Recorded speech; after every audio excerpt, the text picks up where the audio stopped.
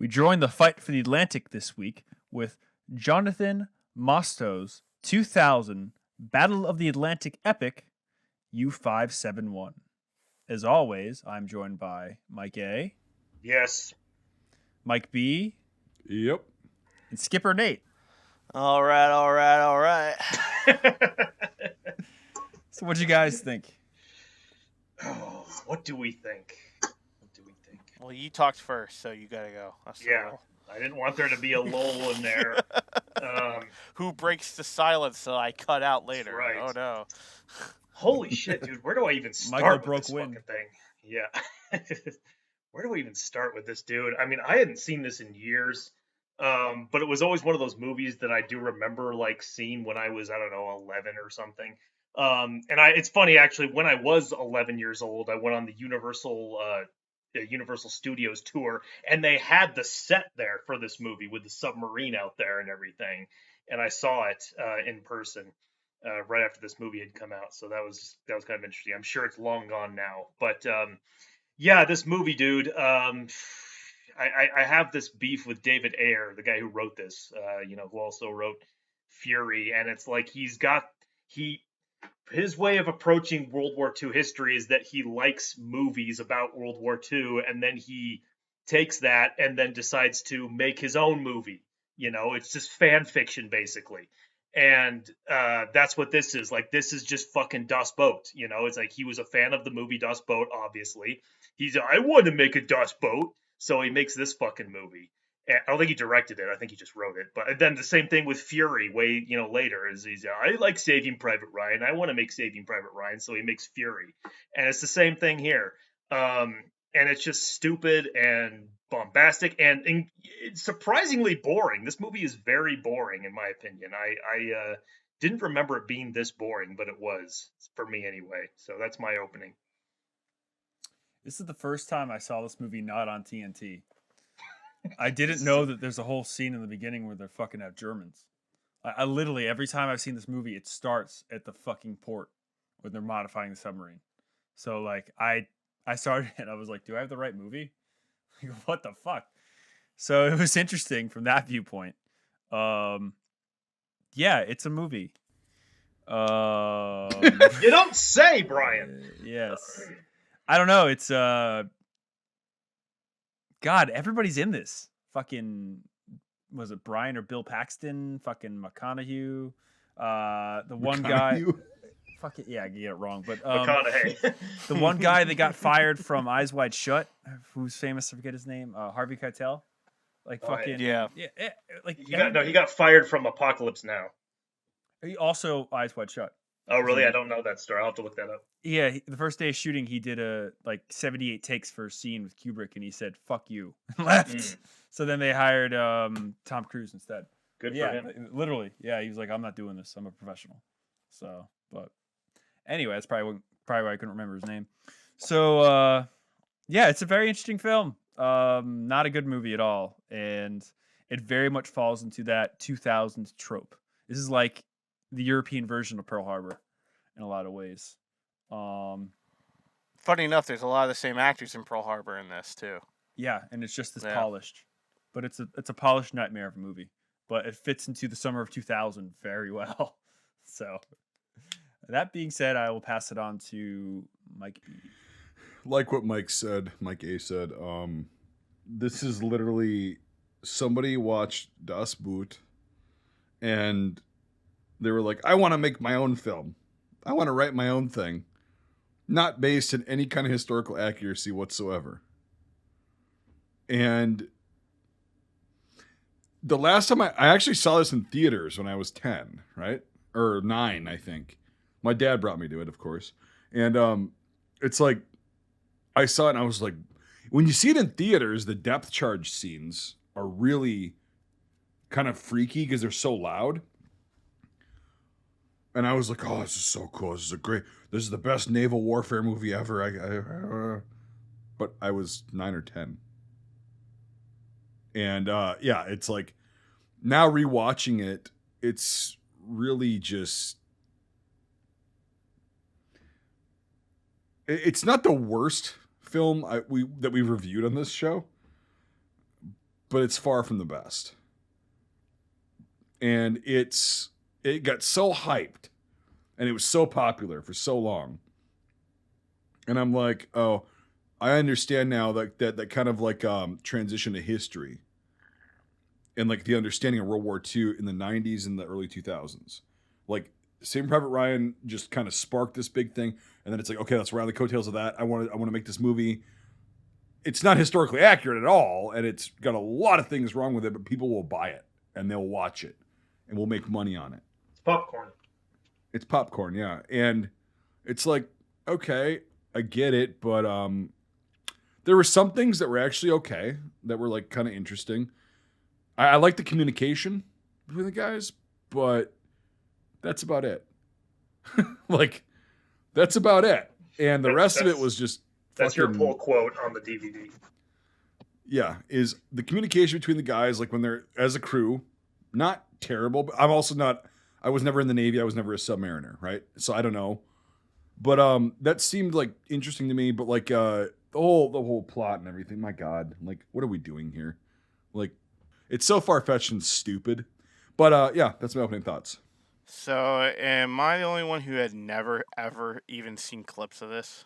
Really? What? That surprises me, dude. This seems like something you'd see. I have never seen this movie nor seen a single clip of it. I've never seen it on TNT. I never saw it on TV whatsoever. Well, you've never ever been interested in military history or reenacted or at all. No, been never. in Yeah, that world yeah. of anything. So Yeah, it makes sense. I'm shocked as much as you are because I was like, how have I not ever seen anything of this movie? But I mean, at the same time, I'm glad I didn't because I guess to echo what Mike said, it's not the worst thing we've done. It's not, but it's definitely not the best. It's very much just seems like this, like what Brian almost said, because going last is always hard. It's like it is literally.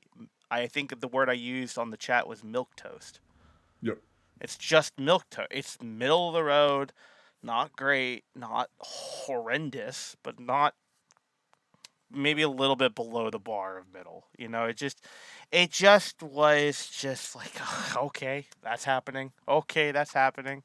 Okay, interesting. And I watched this on VHS, so I had the best ability to ignore, age technology and graphics and what's obviously a model and all that other stuff. And it worked. It looked good. It looked fine. I was impressed with like the submarine set, moving through the water and stuff like that. Like that's really cool. And the depth charges with the models, I have to applaud that. That's really good. They looked convincing to me, at least.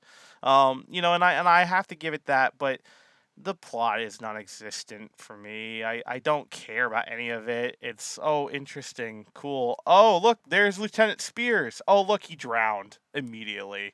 Interesting. Oh, the poor wife. Oh, no. He couldn't even have 5 minutes to consummate the marriage. Oh, no, you're going to die. Like, you can read it like a mile away. So it's like... again, it's like it's not the best film in the world, but it's not the worst. And it was interesting. I will say, starting off strong, what Brian said, I was very impressed. It was the Germans are all in German, and the Germans are speaking German. Mm-hmm. Let's make sure we paint that out, because that is really commendable to actually do that. Because how many movies at the time just don't? So there's that. But that's my intro. It just the whole time I'm like, I'm not bored, but I'm not impressed. It's a movie, as Brian says. Like Well put. Well yeah. put. Yeah. So To jump in it from there, so it was interesting. I did find a behind the scenes thing for this, and it filled in a few of the blanks. And according to the director, Mostow, he was doing research for another film in San Francisco, and he saw a sign that was like World War II submarine tours. He was like, "Wow, that's interesting. Wow." And then like 3 years later was in San Francisco again and was like, "I should do that." And then he did that, and that's what imprinted the idea to make this movie, at least, in the late 90s. So I'm not sure how he's influenced from there, but it was kind of interesting. And I'm not sure what else he's made, to be honest. Mostow. The I've never director? seen it. I don't Yeah. know. I just know it was written by David Ayer. He was one of I'll 3 pull writers. it up right Yeah. now. Okay. But that was interesting, you know, and I just got the sense, like, the more I watched the behind the scenes stuff, because a shit ton. Oh boy. I just pulled him up too. Sorry, Brian. Go ahead. No worries. A shit ton of work really went into this movie. Like, they did Yes. a lot of work on the sets. They did a lot of work on the uniforms. Like, I have to give them props for the whites. You never see naval whites in movies, and it was pretty cool to see in numbers. Unless it's like an Academy movie, you really don't Yep. see whites. Even then, they're Chinese and the pockets are small. Like, this looked good. Like, I even found something from the prop master, and she was like, "I've never made this many uniforms for a film in 60 years." So I'm like, "Well, you must not worked on a lot of stuff." But you know, it was interesting to see that. But they did a shit ton of work behind this movie, you know, and it just, I don't know, it made me feel like they had such good intentions going to make this like 1960s-esque like adventure commando movie, and then it just fucking fell flat. And it's got it's got like the same cinematographer from The Field of Lost Shoes, because everything is so polished and stationary. It wasn't as bad as that. I will counter you on that. It's a movie. It's a professional film, so yes, but it's like the least amount of creativity you can have in a professional setting. Like, my favorite shot for the whole film is like it's when late they're running. 90s filmmaking though. Like, Yeah. like I'm not picking a fight. I agree with you. I'm just saying, like, you said Field of Lost Shoes. I'm like, oh no. Field of Lost Shoes was a lot worse, because you and I are the Same only ones vein, to but talk about that. professionalism. Okay. This is like the least creative you can get with a big budget movie, in my opinion. Okay. Because like, it was just very stationary shot, and it just felt like there was a lot of stress in getting everything in the frame. So that equated to very, you know, stationary wide shots with some things thrown in, but it was very you know, people talking in rooms and people talking here and people talking there, and it was cool too, because, you know, Paxton, he was coming off Titanic, you know, he was in a lot of stuff. And he commented, he was like looking at the set, he was like, "I've seen a lot of fucking rain setups, but I've never seen anything like this." And it was like a whole, like, you know, football field full, and that open water tanks and everything. And Michael, did you see those open water tanks and everything? Like the 2 No, submarines, from what I remember, it was just like it was like a giant like lake that there was no like rigging or anything like that. It was after the movie had come out. Yeah, because they said that they filmed it in like the largest open water filming whatever in the world. And what I saw, they had like the submarines next to each other for that scene and everything set up. But it was just interesting because, again, you know, Paxton was in everything, and it just for him to be like the level of special effects and like practical stuff they did blew me away. It's just interesting to think about, because they built the fucking Titanic like a year before, 3 years before. The rain in that for that thing, I thought that, I was like, wow, it's really coming down. Those are fat drops, and then I'll let Michael speak. It's like those big, like, to get rain, just as a film aspect here, to get rain on film like that, your drops have to be fat. It has to be fat, big raindrops, and that sucks as an actor, because you're just being pelted with these like marble-sized raindrops for that stuff to come up on film. So it's really, so when I saw like Bill Paxton and I can't remember the German's name, but he's Stalingrad in '93 guy. Yeah, you know, him getting pelted. He's going like this, like like that. Like, I'm like, dude, I feel that so bad. Fire hose in your eyes. Yeah, whenever it rains in movies, it fucking pours. But Thomas Kretschmann is the actor's name. Thank you. The thing is, though, the funny thing is that I completely forgot Bill Paxton was even in this fucking movie, because he's not in most of it, and he's in like the most boring parts of the movie. He's very wooden in this too. Nice role. You don't hire Bill Paxton to be like the stoic leader. Like, Bill Paxton is great when he's like, you know, kind of over, man. Like kind of off his rocker, or like kind of a shady dude. Like, that's how those are the kind of people you hire Bill Paxton to be, not this kind of guy. Titanic or Aliens. How do I get out of this chicken shit outfit? Yeah. Yeah. I mean, it's nothing against Bill Paxton, because Bill Paxton's great. He's been great in other stuff. It's just like, this is not his kind of role. This is kind of miscast for me. Okay, trivia. What small role did Bill Paxton have in a commentary we did? Small role in a commentary? I don't know. I mean, I don't know what you mean by that exactly. He wasn't in command. He's not in Commando, and we've only done 2. So. Oh, okay, I see what you mean. He's Commando. He is one of the U.S. Air Force. Oh yeah, he's one of the guys on the traffic sub. controllers. Oh Yeah. right, we commented on that. That's right. I Yes, forgot about yep, that. That's it's right. I Yeah. I've It's totally like 2 forgot about seconds, that. but it's funny because he's like, He's know, like, oh no, talking to- sir, it just went away. That's- That guy. Yeah. You're entering a no-fly zone. You understand? One of the best Paxton roles ever is Predator 2. Have any of you seen Predator 2? Oh, a long time ago. Oh, Nope. he's great in that. Also, what? I've never seen Predator 2. Predator I've seen 2 Predator is 1. fucking good. Okay, It's actually really good. Yeah. It's fun as fuck, and it knows Mike's that it's making stupid. faces. Yeah, It's Predator, but they're 2. in an urban jungle, man.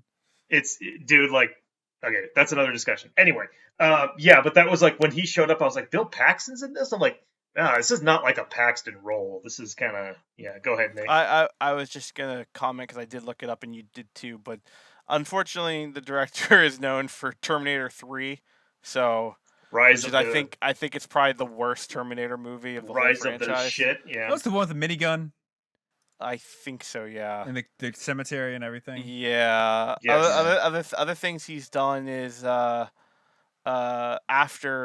U-571 was Surrogates, The Last Ship, and then he took a big break, and then now he just did one. He just did a TV series last year, so. But yeah, I mean, like, just to comment on like visual effects and stuff. I mean, the models, the explosions in the water. I've seen so much worse, so it really wasn't bad at all. I really liked it. Firing inside the submarine is something else entirely, but I'm sure we'll get. Well, to we that. should talk about that. But yeah, if I was gonna say something that I did like in it, any of the shots underwater where you see the depth charges going off near the sub and the sub is like quivering, like that looks really cool. You know. Yep. Yeah, no, I will have to say there were some scenes because Broken Clock is right twice a day that I did like, and I really did like the depth charging scenes. I thought that was well done, and I thought In the theater when I first saw it, it was really it was creepy. I could see that, yeah, and I could. You know, it's funny. There's certain films where if you see them in theater, they're way better than seeing them at home, and it's painful for me to say that because I watch most of my stuff at home, but that's just reality situation. But I could definitely, that would be fucking awesome. Because like with the audio and everything in the theater, it was it's always cranked, it's loud. My dad and I were sitting, I think, in the like middle part of the theater, and old school theater though. So like when you were down on the ground. When it's also a small theater, you're on the ground. Yeah. And so we're sitting there, and then when you got the flash and then the sound, that was my first time realizing that that's how it actually is. Like it clicked with me. Like I knew like lightning and thunder. We obviously grew up in Wisconsin. We've got storms up here, but like when I was like, with an explosion, there's a delay, and then it's just destroying these guys inside, and I'm like, oh man, and that kind of fucked with my head a little bit. And I was like, oh man, that's I didn't realize how powerful it would be, but I was like, man, they're hurting, like and yeah, like the submarine like flexing. And quivering, like Nate said. It's like in the theater when I first saw that, it was very kind of, I guess, eye-opening. And so those scenes I actually still like. I watched it, today on my PC, but like those scenes hold up in my opinion. And even though the U-boat is like a good, because I've been on U-505, it's a good 25 to 30% larger than it is in reality. Like the sets, they're they're big. Yeah. Even the beginning depth charging scenes and stuff, it's well done, Yeah. So they do a good job until, like, I was, again, I didn't know that there was a German scene in the beginning of this movie at all. So I was shocked, and I was like, oh, this is pretty cool, a little slow. And then the propane fire happened in the engine room, and I'm like, okay, well, you gotta have the full body burning, yeah. That then I was like, okay, this is 2000, It's like, full body suit with the guy with like the nylon sock mask. over his face. Yeah. Yeah. To comment on Mike's talking through Michael screaming on fire. On Mike's comment about the sound. I think it was 5.1 sound had come out at that point. I think by the early 90s. I think at that point in the 2000s they were rolling out with 8x1s and then 12.1 shortly after. Because I remember when Return of the King came out, this would have been 03. They updated like the local theater with like the most updated like Supreme Extreme Sound System. Like I remember they named it like that, and I remember like the Nazgul screaming like hurt my head. It was so loud, like that. Like I was like 13, and my brain's going like with Frodo. It's like the same thing. So like I can only imagine like the depth sounding stuff going like small to large and getting really extreme and hitting that aspect. I can only imagine what that sounds like. Yeah, it was basically like, so when you're at a fireworks show, right? Like, I don't know, you guys are probably better because again, I live in bumfuck Egypt. But like there's always these fireworks that they'll shoot up, they're really loud when they shoot up, and then it's just like this little tiny gold flash, and then it's a fucking loud one. Louder than all the rest of them. That's basically what that effect was in the theater. Of like, you see the flash and everything, and then the sound hit, and I was like, it was this ear-piercing wham! I'm like, what the fuck, you know?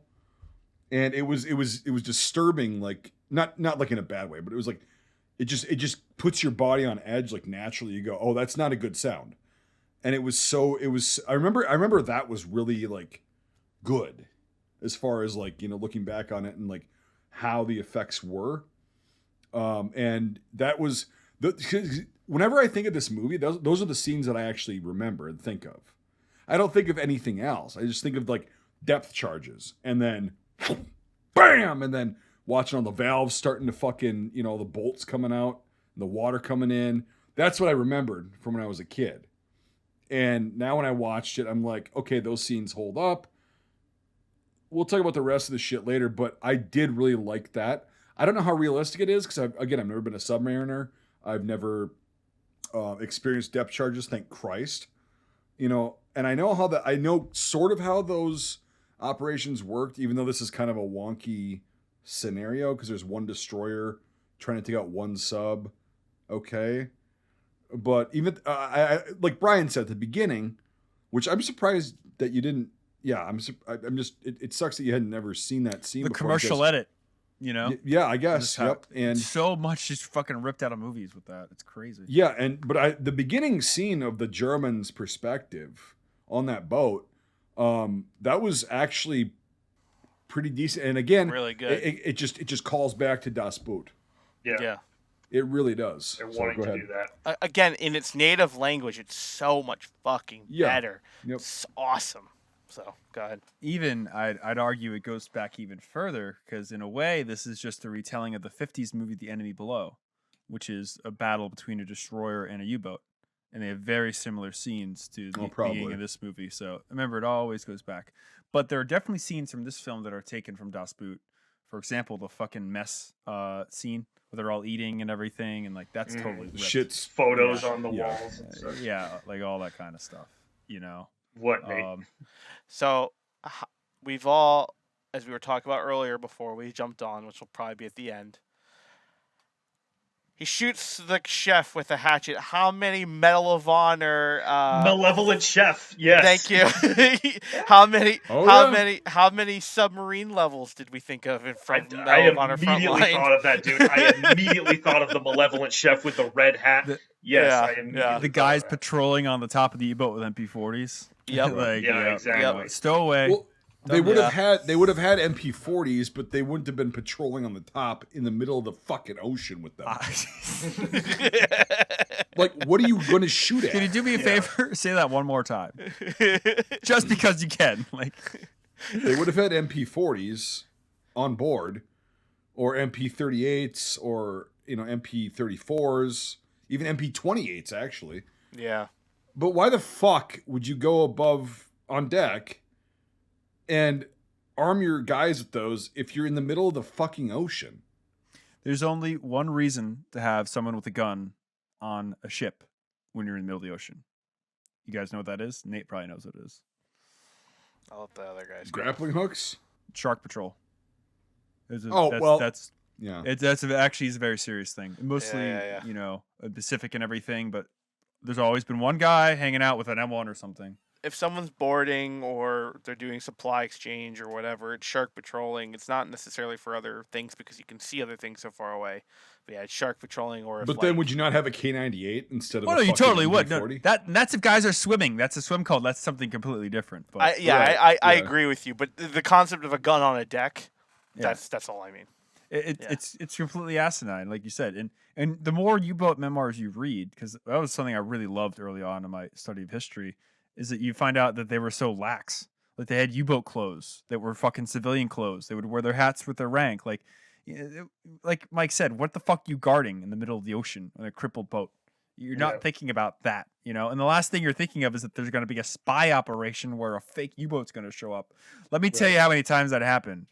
Let me tell you that how worried they were about that. Make sure you say it because they can't see the zero. I was gonna say for an none. audio podcast, Brian's holding up a goose egg. Yeah. So yeah. Well, that's the funny thing because during the actual raid scene, when they finally go in they're they board the U-boat and they're dropping grenades into it. They're shooting. And the guy into it doesn't and everything. speak German for 40 goddamn hours. Right? Yeah. That cut back and forth was so long. Do you know how Yeah. delicate all that shit is? Well, what I'm gonna say is so the boat's already in trouble. I mean, they have engine problems and they don't have anyone to repair it, and then this happens and guys are coming on in that initial attack. I don't know, 6 to 10 guys on deck just get shot and die, and then they're coming into the conning tower. They're dropping grenades into it, and they're coming in. They're shooting, and some of the Germans are still hiding with pistols and stuff. It's give up. What are you doing? What are you defending? Well, I'm just gonna preface this entire because I know what we're getting into, and that's fine because we need to talk about that, and that's a huge problem I have with this fucking film. The Kriegsmarine at that time were the least loyal to the quote unquote Nazi party, right? The beliefs, the ideology, and following them, being loyal and all that shit. They were having a lot of problems with mutinies on boats and shit because they were this is fucking stupid. This fucking sucks. No, the Kriegsmarine, the KM, I'll just call it from now on. They had the most problems with that, especially at this point. Between 40 and 42, they were having the most problems with that. Most KM guys who were captured, sailors, were okay, cool, it's over, fine, fuck it, we're done. Yeah. This is stupid. And there was a lot of, captains of U-boats, cruisers, destroyers, and everything that were literally saying, we need to figure this shit out or we're fucked. Our leadership is not really doing well right now. And so they were under a fucking close eye. And so if this would have been historically accurate, instead of Nazis, right. just, doing that whole trope, it would have been oh, okay, fine, fuck it, we're good. Yeah, that's what I would have expected in real life. And then also even after that, okay, the what's his name, Thomas Kretschmann character, the German oh, sorry, Brian, did I interrupt you? No, after your thought. Okay. I wasn't looking. The Thomas Kretschmann character, the German captain of the boat, what is his plan? He's a prisoner, Right. but he's trying to sit, okay, he's trying to take back his boat to do what? His whole crew is dead, Well, that's the thing is he's at this point he would be I've seen enough. I'm fucking good with this. Yeah, he's just most likely. Is he just delusional? I mean, Yeah. Go ahead, Brian. In my experience, Kriegsmarine guys had incredible backbones. Yes, they surrendered, but they weren't. This is the middle of the good years. It's not until mid-42 until you really have guys start to question. And even with some U-boats, there was a U-boat off the coast of New Hampshire in 1945 on May 12th, and they told them the war is over. Do you want to surrender? And they said, no, we'll fight. And they fought a destroyer until they were depth charged to death. So there were a lot of instances where, if you brought them up to the surface, they're not going to fight to the death. They're not stupid. And they did have some political things, but I've never heard of that. It really wasn't until 42 when they closed the gap in the Atlantic and radar comes out and things like that, where the U-boat guys are this is unwinnable. We're all going to lose the war. But they always did have that conviction. But I will agree with you that navies are funny because they're one of the most strategic arms. They are always there, regardless of governments, regardless of politics, whatever. Like Karis, Admiral Karras, he hated Hitler, but he was so high up in the Navy at the time that, he had to work with him, but he did everything he could to stab him in the back. Yeah, I'm not saying that the KM was just like giving up willingly. No, there's a difference between having a backbone and also realizing, okay, we're fighting an unwinnable battle. At a certain point, you go, okay, fuck this. At a certain point, you're like, we're in a situation right now where, again, like you just said, we can either fight to the death for no reason and accomplish absolutely nothing, or we can just do the smart thing, because sailors are really good at giving quarter, for the most part. Like, historically, it's just kind of a maritime thing that you do, is like, you give quarter and like, okay, we got your ship, we're going to get you guys off of it and all your shit, and then we're going to just blow the boat up, and it's done. That's historically been that way. Again, I'm talking generally. I'm not talking instances. I'm not talking small little things that happen. I'm talking in general. That's what it seems to be. And it seems like, because this film takes place in what, something in 1942? 42, I think. Yeah, it was 42. I just can't 42. Yep. Yeah.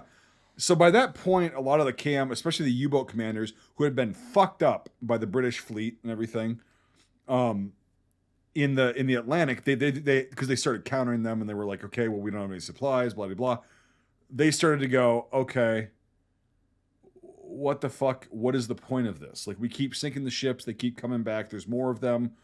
We'll keep doing it, of course. We're not just going to be fucking saying, oh, we're throwing the towel. But if they're in a fight that it's unwinnable, they're going to be more apt to go, all right, we're done. Like, it's fucking. This is pointless. I don't want all my guys to die. Our ship is fucked. We haven't had service in a year. Like, it's, that kind of thing. You're right, but you're wrong in the dating, because the first 2 years are great. In the fall of 41, they had a dip, and then the war in America starts, and they go to the west coast of the state or east coast of the states, and it's the fucking killing grounds again for another year. And then by the end of 42 is when it really starts to drop off. And in early 43, they make a search radar unit that can fit inside of the front of a British bomber. So now, as the U-boats are leaving the Bay of Biscay in the west coast of France, they're being attacked and sunk at night. The hardest so my thing timeline's to see, probably just off. Yeah. The hardest thing to see at night, until radar came out, was the cowl of a U-boat. It was incredibly hard to see, and all of a sudden, a plane would fly right over it, 50 feet in front of it, turn on a fucking searchlight, drop a depth charge, and fly away. It was impossible. Now you couldn't leave port not submerged, and that was the big turn of the war. But it really was a lag in 41, and then America, and then a real lag in 42, 43, and then we got hedgehogs. So that mentality totally happened, but it wouldn't be for another year or so. Well, think though of like this fucking scenario, like what I was saying. I mean, they're boarding this fucking thing, they're dropping grenades into it, and stuff like that. I mean, these guys, the rest of them do give up when they're back there, but like some guys are still like in nooks and crannies with their guns. It's like, what are you doing? There were a few cases during the war where they actually did do this type of thing, where they got onto a U-boat, and there were the two British ones they mentioned where they did capture parts of Enigmas, because that was the real travesty, of this film. They don't talk about the British side of it, because the Brits actually did do shit like this. A year before this. Yeah, literally a year before this. And the American one, though, happened on June 4th, 1944, was the U-505, where that was brought up to the surface off the west coast of Africa. And the Germans were going to scuttle it. And the way you can scuttle a U-boat is you have a charge, or you can there's two like main ballast pumps. And in the middle of the conning room, there's a big like lug. And you undo these 4 bolts, you take it out, all the water comes in, and you throw it away. Long story short, when this U-boat got up to the surface and half the guys got out of it, and this destroyer was like fucking pummeling it with AA fire. So the Germans stopped coming out of it, and it wasn't sinking. So they decided to send a party over to see what's happening.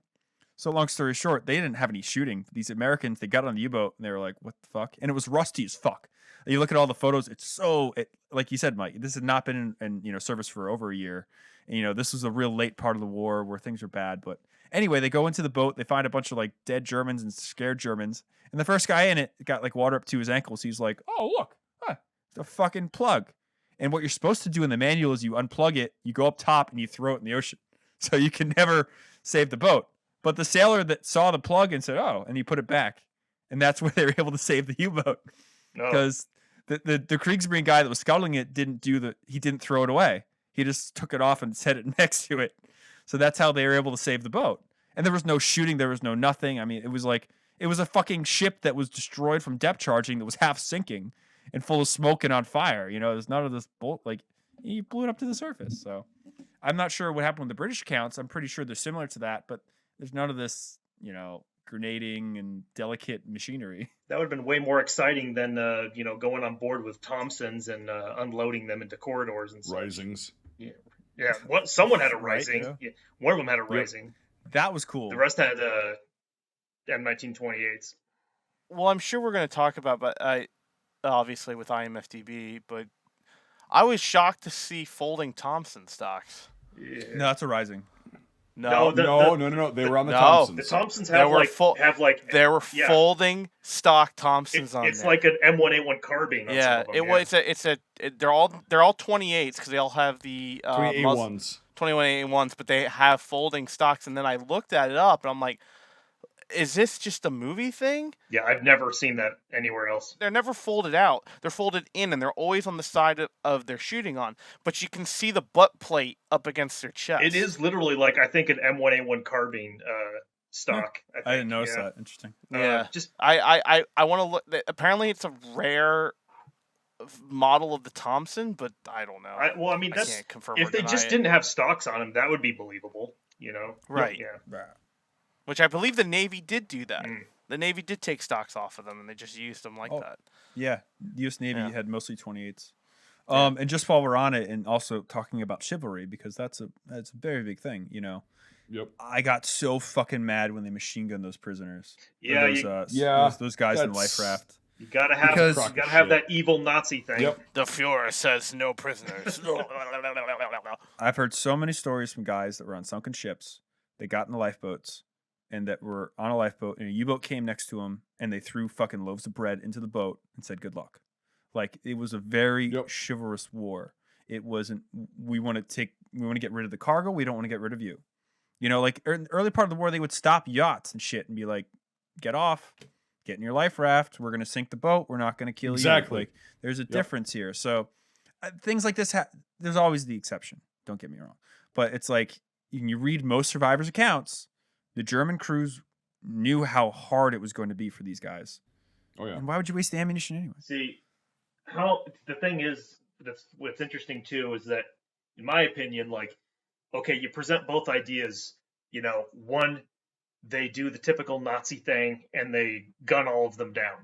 Or two, we have them approach them and they actually throw them loaves of bread and say, hey, maybe you could find, maybe you can find it back to your, to another one of your ships or something if you go that direction or something. In my opinion, option number two is far more interesting. Yes. And it's like, if you're just going to choose either one, it's like number two all the way. I mean, that's something it's interesting. Not a lot of people think about it. I mean, it's just cliche to do option number one, the one that they went You with. have an ability to show humanity and or growth of a character. And usually sailors show the most because, pun intended and not intended, they're all in the same boat. Like, they literally, Correct. like, They could know. easily be on. They could easily be opposites. And that can of easily them. be them. Yeah, Yes. exactly. Yep. And so that's the thing with sailors. It's kind of like with airmen too. You know. Yeah. It's like when you have the balls to go out and do that. Like, yes, being on the ground fighting as infantry or combat arms like against each other, that takes balls as well. But it's a different kind of. I think we talked about this in World War I stuff because that's when it started really being apparent. Right. And the Navy stuff has been around a lot longer, but like Air Force stuff, Navy stuff, you're like, okay, you're taking a massive risk already just going on this man-made piece of shit that you don't know if it's going to fucking crash or blow up or sink or, whatever the case may be. We respect each other.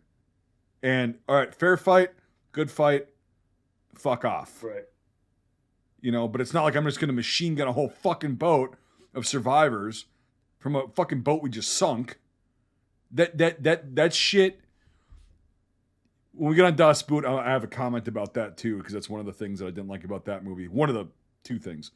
That's it though. But it's there was a sense of camaraderie and like, yes, okay, we'll treat you with the best that we can. If we have an extra couple loaves of moldy bread, that's all we've got to offer, but we're still going to offer it to you. Best of luck. You know, we can't bring you on board. It's not like we can't bring them on board, so let's just fucking gun them all down. Yeah, what's the point of that? What the fuck is the? Yeah, it's The stupid. ocean will kill them for you. Yeah. Oh fuck yeah, and you don't have to waste ammo, like Brian said. And they said like another ship will pick them up and they'll tell us where we are. It's like a month from now. Bull. They week? know where you are. Yeah. Dipshit. What I was gonna say is like it's funny. It's not even like trying to show anyone as necessarily good or something. It's just something that they did, you know, that they would do in those situations. Right. And it's like we're not trying to show, you know, good or bad here. It's like we're just trying to show what it was. And that's what I would have wanted anyway. No, miss the mark completely. Yeah, it's written by a bunch of fucking idiots. Most war films are. Yeah, it's just it's like you go for the most obvious thing. We're like, really? I mean, it's just Nazis bad. right. No, they're German sailors. Right. That's it. Well, They're not going to be that fucking contemptuous. right, exactly. Go ahead, Brian. One thing came up on the behind the scenes from the prop master, where she was like, "We tried to do a very good job at authentically getting uniforms correctly." They had like a moon board of all like the German soldier, like, you know, kriegsmarine guys and stuff, and she was like, "Oh, we had so much fun picking out the naval uniforms for all the characters," which I thought was cool. And she says at one point, the director was like, "These guys don't look like Germans. They don't look like Germans enough." And the prop master goes, she goes, "He thought they should look like SS, and he had no idea that this is actually what German sailors looked like." Yeah, what the hell, dude? Which props to her, because she's like, "We did the research. This is what they look like. This is that." And then while he's like, "They don't look like Germans." It's like, you know, he wants the stereotypical propaganda image of the Ubermensch. Well, he just wanted to make the Guns of Navarone right today, which I would also love to make the Guns of Navarone today, but I'm not going to make it like that. Like, you know, again, there was so much money and good things that went. They built the fucking real U-boat, like, you know. So what happened with the fucking U.S. guys? So, okay, I want to talk about that, because those uniforms that they were wearing, the German ones that the U.S. guys were wearing, were all over the place, and they fucking sucked. They weren't at all. I will. That defend, was a smattering. I will defend this though. If U.S. are wearing a smattering and not organized and all over the place, wouldn't that be more realistic? Because if they're captured uniforms with different series. Oh no, I'm not talking about that. I'm not talking about capture uniforms. Even okay, so here's what I wanted to ask you guys. Because to me, feel like if an enemy is wearing my clothing, it's not going to be 100% correct. No. I'm not talking about being. Okay, did I misinterpret what you said? I'm talking about eagles being on the wrong fucking side of the fucking uniform. I noticed that immediately. Wearing undershirts with the eagles on the wrong side of the uniform. A, you wouldn't have a fucking eagle on your undershirt. B, they weren't they were all like Africa Corps uniforms. And okay, so one frame of reference could have been that they didn't have enough captured German uniforms, which is bullshit because the Brits had plenty of them. 2, the props department just fucked up, or they were rushed on this particular part of the movie. Because the actual Germans, like the German sailors, looked fine. They looked good, okay? I'm talking about the uniforms that the American, you know, espionage team, which we'll get into that too. I really liked the rain gear, though. I will say that. No, the rain gear was good, but like I'm talking about the actual. Sorry, I'm distracting you. Go ahead. Yeah, no. So I just wonder what in the fuck happened there, because there were so many things that were so wrong. That's like if you were to approach a German U-boat and they actually would have not had to start the shootout right away, and they would have seen that, they'd have been like, what the fuck is going on here? Like, that's not. And also the uniforms themselves, they have brass buttons. I'm like, no. That's not how it works. They're like U.S. brass buttons, it looked like.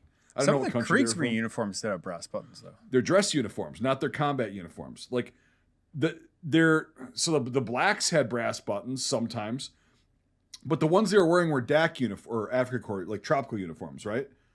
I don't know what the fuck. They might have just run out of time and had to like rush this part of it. And I mean, they covered it up with like leathers and stuff like that, like the coats and everything.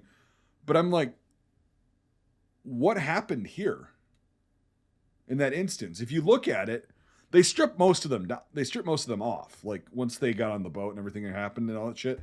But like for that the few scenes and everything, it was just like that's so fucking bass backwards and wrong.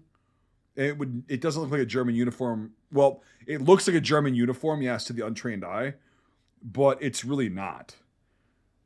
I think it's what Nate said, because all the uniforms came from the same place. So if they'd used the German stuff for the Americans, they would look good. So they obviously didn't do that. So it's got to be for a look. I think they're trying to make them look like that's what I German think soldiers happened. might have looked like. With the brass shiny buttons and the all fucked upness. Because to me, when I saw the Americans, I was like, "Oh, it looks like you guys are from fucking Raiders of the Lost Ark." Yeah. And so it's a bunch of random shit thrown tropical together. uniforms. Yeah, and those, as far as uniforms are concerned, that was the only time in the film that I was like, that is complete and utter bullshit. And what the fuck happened? Because you were doing so well so far with the whites and the fucking German uniforms and everything like that. And so it must have been something that, like, I don't know what the hell happened, but it'd be cool to talk to the prop master, the costume designer. She looked like she was 1,000 years old 20 years ago, so I think she's gone. That's why I said it'd be cool, but I didn't say it was possible. Yeah, but anyway, that was the only really big complaint I had. And also, okay, once the shit hits the fan, why is Matthew McConaughey wearing a fucking visor cap in the sub? Because he has to be. The jig is up, cool. man. It's Get rid of it. It's because cool. it has to represent. I know it's cool. It has to I represent love that visor he's the caps. captain now. You know that he's in charge. Look at me. Yeah. Damn it, Mike. Dang. That I was did quick the for same everyone to time. jump on that. We probably just did the same time. I can't tell you how many times last week. By the way, Mike and Brian, you guys said something exactly at the same time. I did not tweak it at all. You guys both corrected Sean word for word, like at the same time. It was Hillary Clinton that took an RPG. You guys both said that at the exact same time. Brian It was Wilson. pretty Yep. impressive. Yeah. Yeah, that's awesome. But Sean and I Well, said like listen, NARP. Like I've the same known time. Sean for most of my life, so I have to put him in his fucking place when he's wrong. Goddamn. You know? And vice versa. Vice versa. And by proxy, yes, Birch has to do it as well. But fucking, I got to keep that fucker in line, you toe-headed fuck. So, Oh, Yeah, you toe-headed.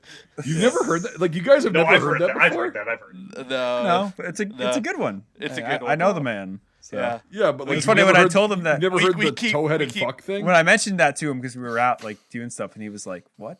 And it's like, "Wait, what?" He's like, And now we just call him that on our gaming session. Well, like, It's Sean's just very funny, yeah. blonde, and that's the thing, is like, he's a toe-headed fuck. He's a Q-tip. but So, Do you want to jump into sticker trivia for this week? yeah, sure. Okay, we can continue another subject. Speaking of Sean's blonde hair, so the Battle of the Atlantic was fought. It was actually the longest battle of the Second World War, from September 1st, 1939, until just after VE Day in May of 1945. Even then, there were some German submarines that didn't get to where they were going until months later. So it was the longest battle of the war. So this week's question is, how many U-boats did the Germans actually lose over that 6-year period in the Atlantic and around the world, trying to destroy Allied shipping?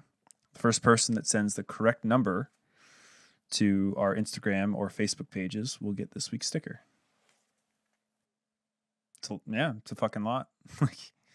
That's why it's fascinating. It really is. You know, just the complexities of these battles and how they were just fought over crazy distances, and like, you know, you're taking photos in New York City through U-boat lenses.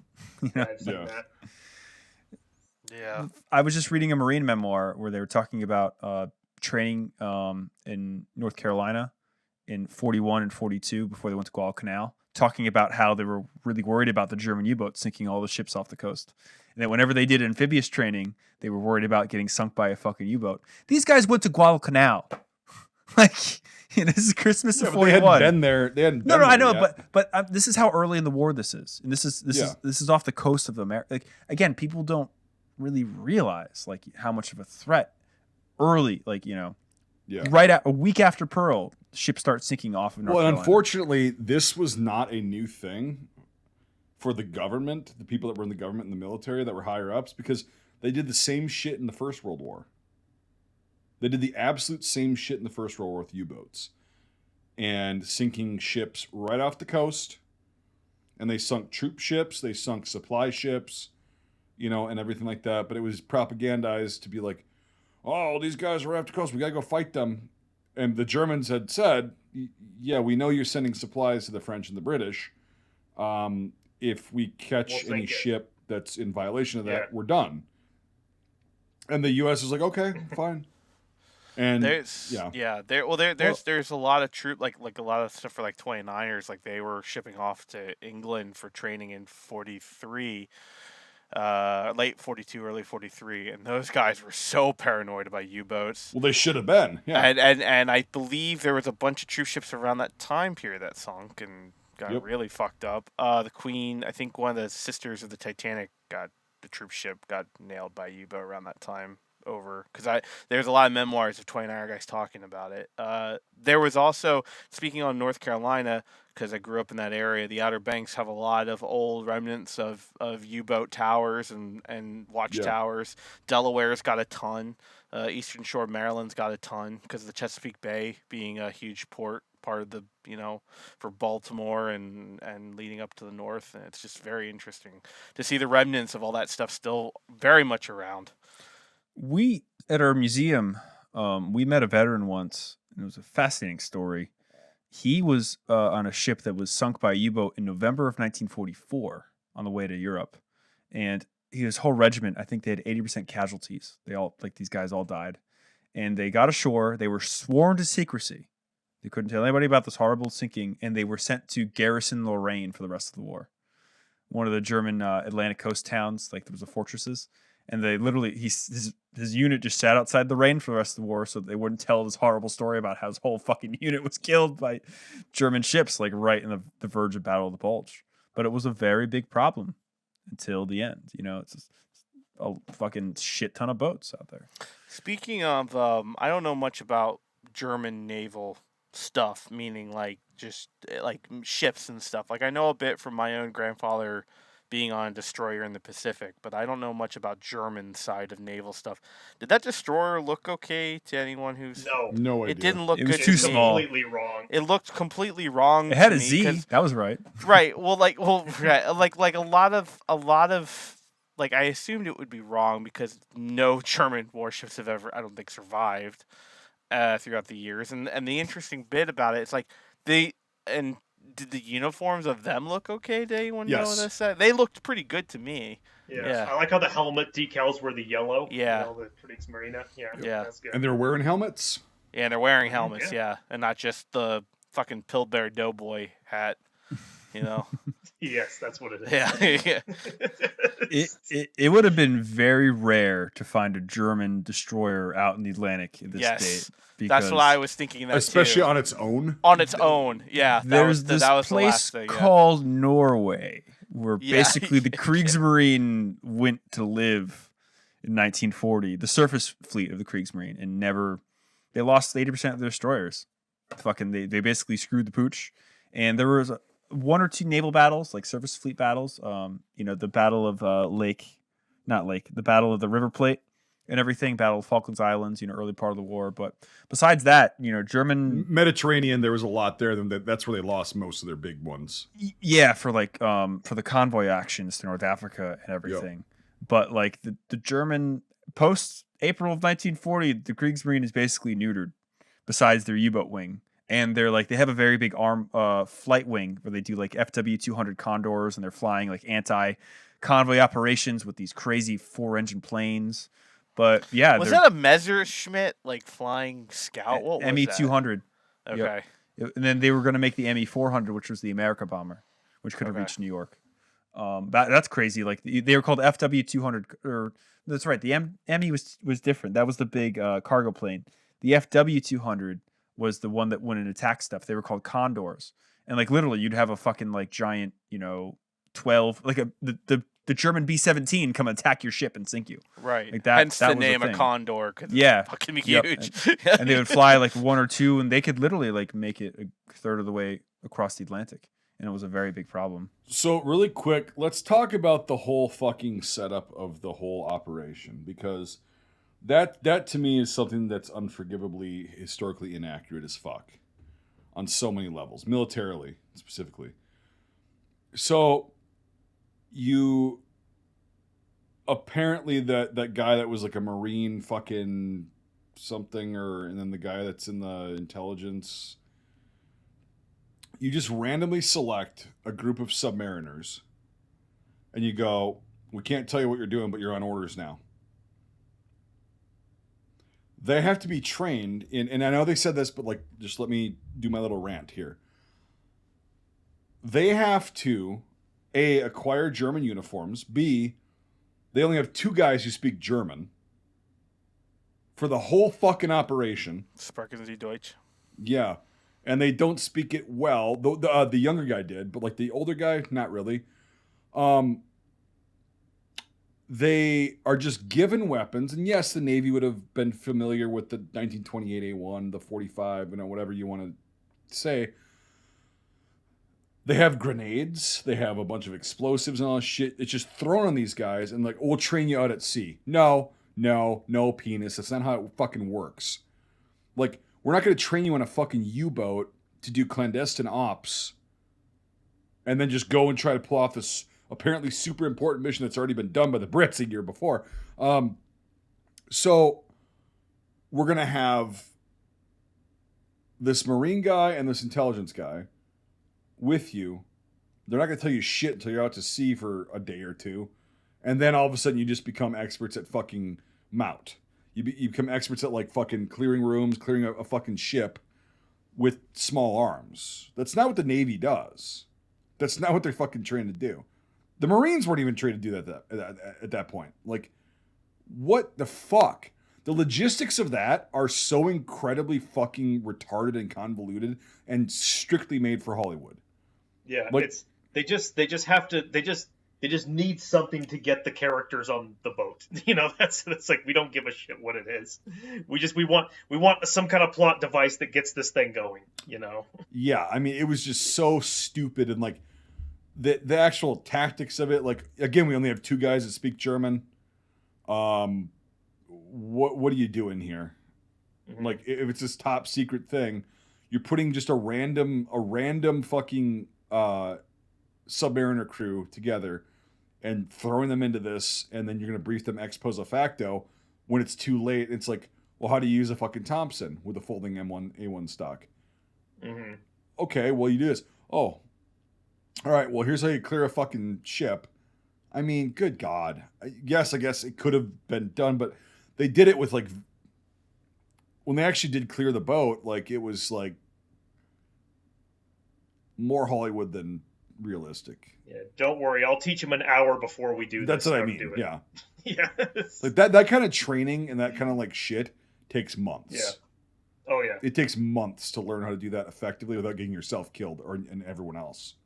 Yeah, and you might get killed anyway. Right. So it was just that part just pissed me off to no degree. It's like, really? And yeah, I don't know. I just got very frustrated by that whole shit. But it's a trope in Hollywood. Like, people think that you can just learn this shit in a day or two. It's like, nah, no. It's just killing, Mike. I don't know what. It's just killing. Yeah. I don't know what your big deal is. What you think you have to learn? Jesus. Really quick, though, to transition to something a little bit better is, I did like the fact that because only 2 of those schmucks spoke German, when they get on the boat, they don't know what the fuck all the switches and all the levers and the gauges and everything say. Like, what does this say? But again, right. If you're planning an operation like this, have more people who can speak or at least read German. What are you doing, you fucktard anal flaps? Like, what? I mean, how fucking stupid can you be? Yeah, it's just, yeah. Anuses have flaps? I don't think you plan for your enemy to have a problem where you can seize the day with it. Nobody plans for a U-boat to be in the middle of the ocean for your grabbing. So, still, I mean, no, I get it, but it's the whole thing was thrown together because they wanted to get there before. I mean, so was this boat. Movie, but yeah, oh yeah, no, completely. But that was like, that. But seriously, Brian, like the way they executed that, it like went off without a hitch. They lost like 1 or 2 guys in the initial clearing of the boat. I mean, Spears didn't stay in the trench, so yeah. Right? They would have taken probably 100% casualties because with like a day of training or 2 days of training. Naval ships did have boarding parties. I'm not defending the movie. I'm just saying that everyone generally did expect to go on another ship at some point. So, because those guys that went on that U-boat in 44, they weren't, they had never been in a U-boat before, but they were a boarding party with guns. So just go figure what's going on. This isn't a boarding party, right? These are just some sailors, right? Well, what is a boarding party, though? I don't know. What is it? That's what I'm saying. It's a boarding party with an officer to fucking take a ship. But it's also they've been trained how to board a ship. These guys apparently, it didn't seem like they were. Well, I think every ship in the Navy, as far as I know, has a dedicated group of people that know how to secure something, or at least not their own ship. I know what you mean. They have Marines, but boarding and seizing ships is something the Navy knows how to do on their own. So. Yeah, perhaps. I don't know. It just seemed like it was, again, thrown together just like Nate said the whole film was. Well, I love this is kind of off topic, but I love in a World War II movie when a character refers to World War I as World War I. Yeah. That's always hilarious. Yep. Like, this is written by a child. I mean, come on, dude. They wouldn't call it the Great World War, War I. Yeah. And then for some reason, I always thought the black guy was Martin Lawrence. I always thought that was, but apparently it wasn't. No, it was someone else. Looking like Martin Lawrence has nothing to do with race, dude. I mean, if you're gonna look like Martin Lawrence, you're gonna be black. That's one of the things. Okay, you can't argue with that. Yeah. But yeah, I thought he was Martin Lawrence, but no, apparently he isn't. Nate. Well, now we know. Good luck with that fucker. That's not Martin Lawrence. Don't Oklahoma this shit, guys. No, we're not. He's just gonna have to unfuck it. I'm just gonna have to not make it sound so bad. I mean, looks like Martin Lawrence. Michael's sitting behind his TV, and the 4 black people walk into the room, and he goes, "So you guys all look like Martin Lawrence, but that's not the real Martin Lawrence. That's the real Martin Lawrence." That guy's in a lot of stuff even right now. He's in a TV show releasing like right now. Like he's still a mainstream actor. I don't remember his name, but I will say this about that though is a lot of people might be like, "Oh, black people couldn't be in the military." Yes, they could. They could only have certain ratings in the Navy. And he was a cook. Yep, he was a cook. And man, if your ship is fucked, I mean, you're gonna just and you survive. You're another person to help. Yep, it's the same. Point. It doesn't matter. Yep. Same role as Cuba Gooding had in Pearl Harbor. He was a stevedore. I think his last name was Miller. My father actually met a stevedore who was at Pearl Harbor. He was an African American guy on one of the ships, and he was like, "Yep, we got attacked." They do come up a lot in history, and even there's a very not famous, but there's a story on the USS Tang, which was an American submarine that was sunk by its own torpedo, unfortunately, and these guys escaped from it.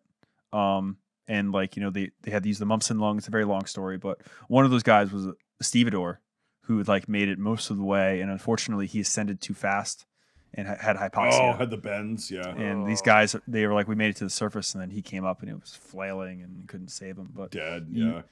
Stevedores, they come up a lot, even in Greyhound. That you have a stevedore with Tom Hanks and everything, and it was a very, very common thing back then, and it's just nice to see. But it's like but I'm glad he survived. And again, he's a cook, but then now you're just another guy that needs to help us fucking survive. Mm-hmm. The Germans would be like, "Oh yeah, the Schokoladenkinder, yeah, Schokoladenkinder."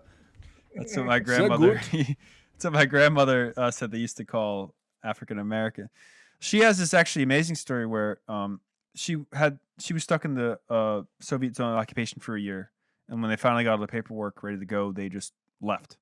And so they went across the border, and they were walking down this road, and there was this truck driving down the road, and they're like, "Uh-oh, we don't know exactly where they were and stuff." And it was a truck full of African American soldiers, and they gave them a ride to the next town. So that was my grandmother's first memory of freedom from the Russians was, fucking deuce and a half full of black guys. So the middle of Austria. No, it was cool because at this point, in 2000, it's not like fucking vape. It's not overdone, but there was some tropes, and I'm like, come on, you could just fucking had him be one of the sailors, But just there's so many tropes, not just with him, but everything else, them Nazis, they got a machine gun. Well, no shit, fucker. At least the ciclet rate on that 34 is correct. Yes, it was. Yeah. But also, was. they're not going to have a 34 on there when they're fucking submerging. They weren't submerging. They were. Yeah, but how? Yeah, but they had it on there when they were doing the initial scene. They had just surfaced, right? It's like, how quickly can you get that fucking mount onto that bar? So I actually know about this. In the top of the conning tower is where all the guns are, actually. So I know. Yeah, that I'm aware, but like, how the fuck do you seal it up? Because saltwater corrodes shit, Brian. Did you know that? There's a hatch. Yeah, I mean in the red room, the first room, You guys. and the attack periscope room is where all the weapons are kept. Yeah, but how did they So get they the bring it 34 out up there? from there and put it. How did they get Yeah, up there it's- like instantly? Because it's like 3 feet. Well, on this note, should we go into IMFDB with this about machine guns? The and mount was such? wrong though. The fucking I don't know the angle and stuff, but no, there's because I remember my buddy he helped film the video for the U-505, like entrance thing. I think I told that story here once. And they like stocked the whole ship with like fucking bananas and like everything that should be there. And as he was going through the conning tower, he found all the weapons they're kept, and they're literally like. No, I know they had a lot of guns. They're yeah. right below that fucking deck where all the AA things ever. They're right there. It like, just seemed like it was 6 there the whole fucking time. And it's I get like, you.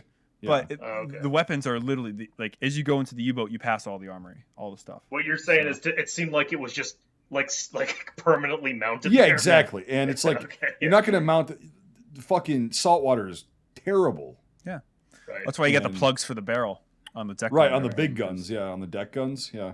and even then they get rusty as fuck. Oh, fuck yeah. I liked. Speaking of the guns, I liked the fucking the Orlicons shooting, and they're not even cycling as they're shooting. Yeah. You just see a little like What is this? The Covenant? coming out. Well, yeah, but like when you see an Oh. Orlicon shoot, it's like Yeah, they're barrel Well, they're- reciprocating. It's They're yeah. pneumatic Right. too. That literally they operate off air power. So it is time for IMFDB. all right, let's do it. Oh, by the way, Brian, was I not correct when I said John Bon Jovi was in this? You were you were right. And what I was wrong about the interesting- character. But I yes. found another tidbit saying that he was claustrophobic as fuck, and they had to stop shooting a lot to allow him time. Dude, to I've be been on able a to sub. fucking I've, deal with not a U-boat, but I've been on a sub. Yeah, those racks that they had in there that they were showing, way too fucking big. Yeah, Because a rack on a submarine is like you've got about a foot. I would not do well on a submarine. We'll just put it's that about way. a third too big. The whole set. Of the Yeah, submarines. I was Yep. gonna say Third to like a quarter. it's a cool set, but it's so big because they have to have it so that the cameras and the shit Yes. can fit in there. It's like, although I will say, Michael will probably yell at me. Fury does a good job of working that open top tank look to fit the cameras in and do all that stuff versus something like this where it's built like a third too big. Even then, though, with the Easy 8 that they have, the interior, which is a good job, it's still about 10% too big. And the Easy 8s are huge inside. It's like you could do this on the inside of an Easy 8, and you could do this on the inside of a Sherman M4. So, like, you have a ton of room, but there's not, it's still not that big. Yeah. Like, I knew John Bon Jovi was in it. I couldn't tell you which one he was though, because there's like a whole bunch of characters. He was that the I just other. can't even He was the tell other who they- lieutenant. Okay, there's a whole bunch of characters I can't even tell who the hell they are. They all Yeah. kind of look the same. Didn't He he was like very die? clean cut. Didn't he like Um, die pretty fast within the first No. ambush? No, he No? was there. I'm pretty sure, right?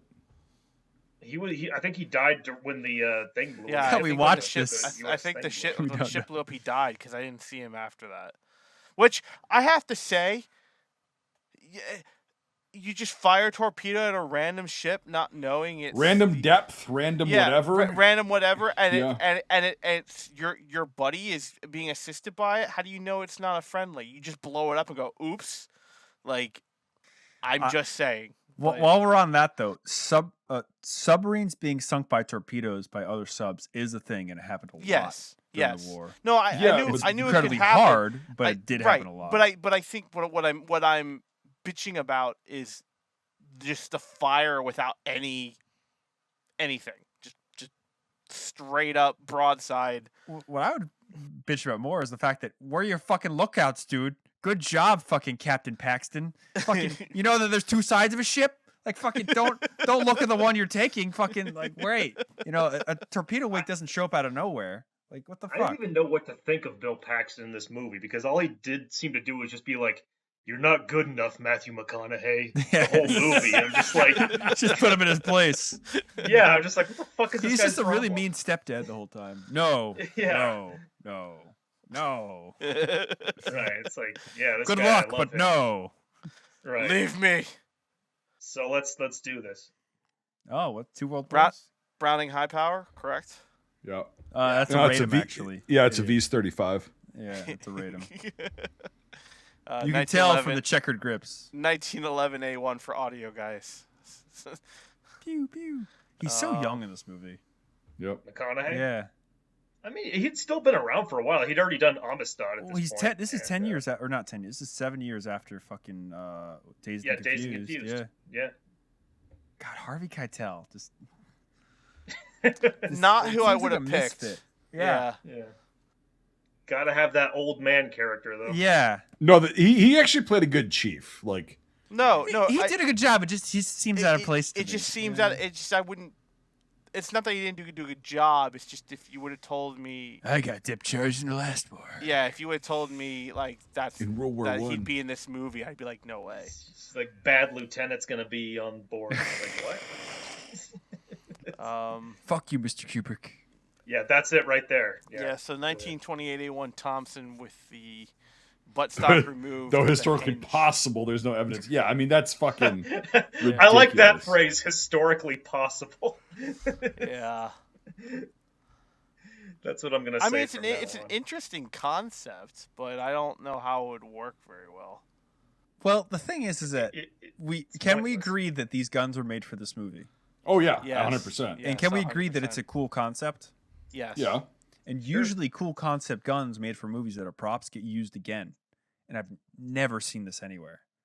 So I haven't it's either. like a lot of work for no gain, for no historical value. That was Huh. never used again. Like, So- it's just Interesting. Enlarge that, please. So enhance. it looks like they, Brian. Look, it looks like they Yeah, see, they it's put folded the over. Looks like they drilled the back. through and through the back. But there's that little But piece.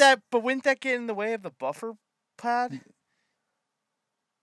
Yes. Wouldn't Yeah, that it would. completely like Yep. not make because that you're- obsolete? You're peeling off the little recess that also locks in the lower. Yeah. Yeah, because I thought it looked like it looks like they put the bolt through that little recess that locks the lower. and Unless the they upper. made it so that it goes through that little detent and they got rid of the spring catch piece and they just drilled a hole through it and they made that the actual mount for the the Yeah. rear. I have a feeling that stock would obscure the rear sight. You know that folding.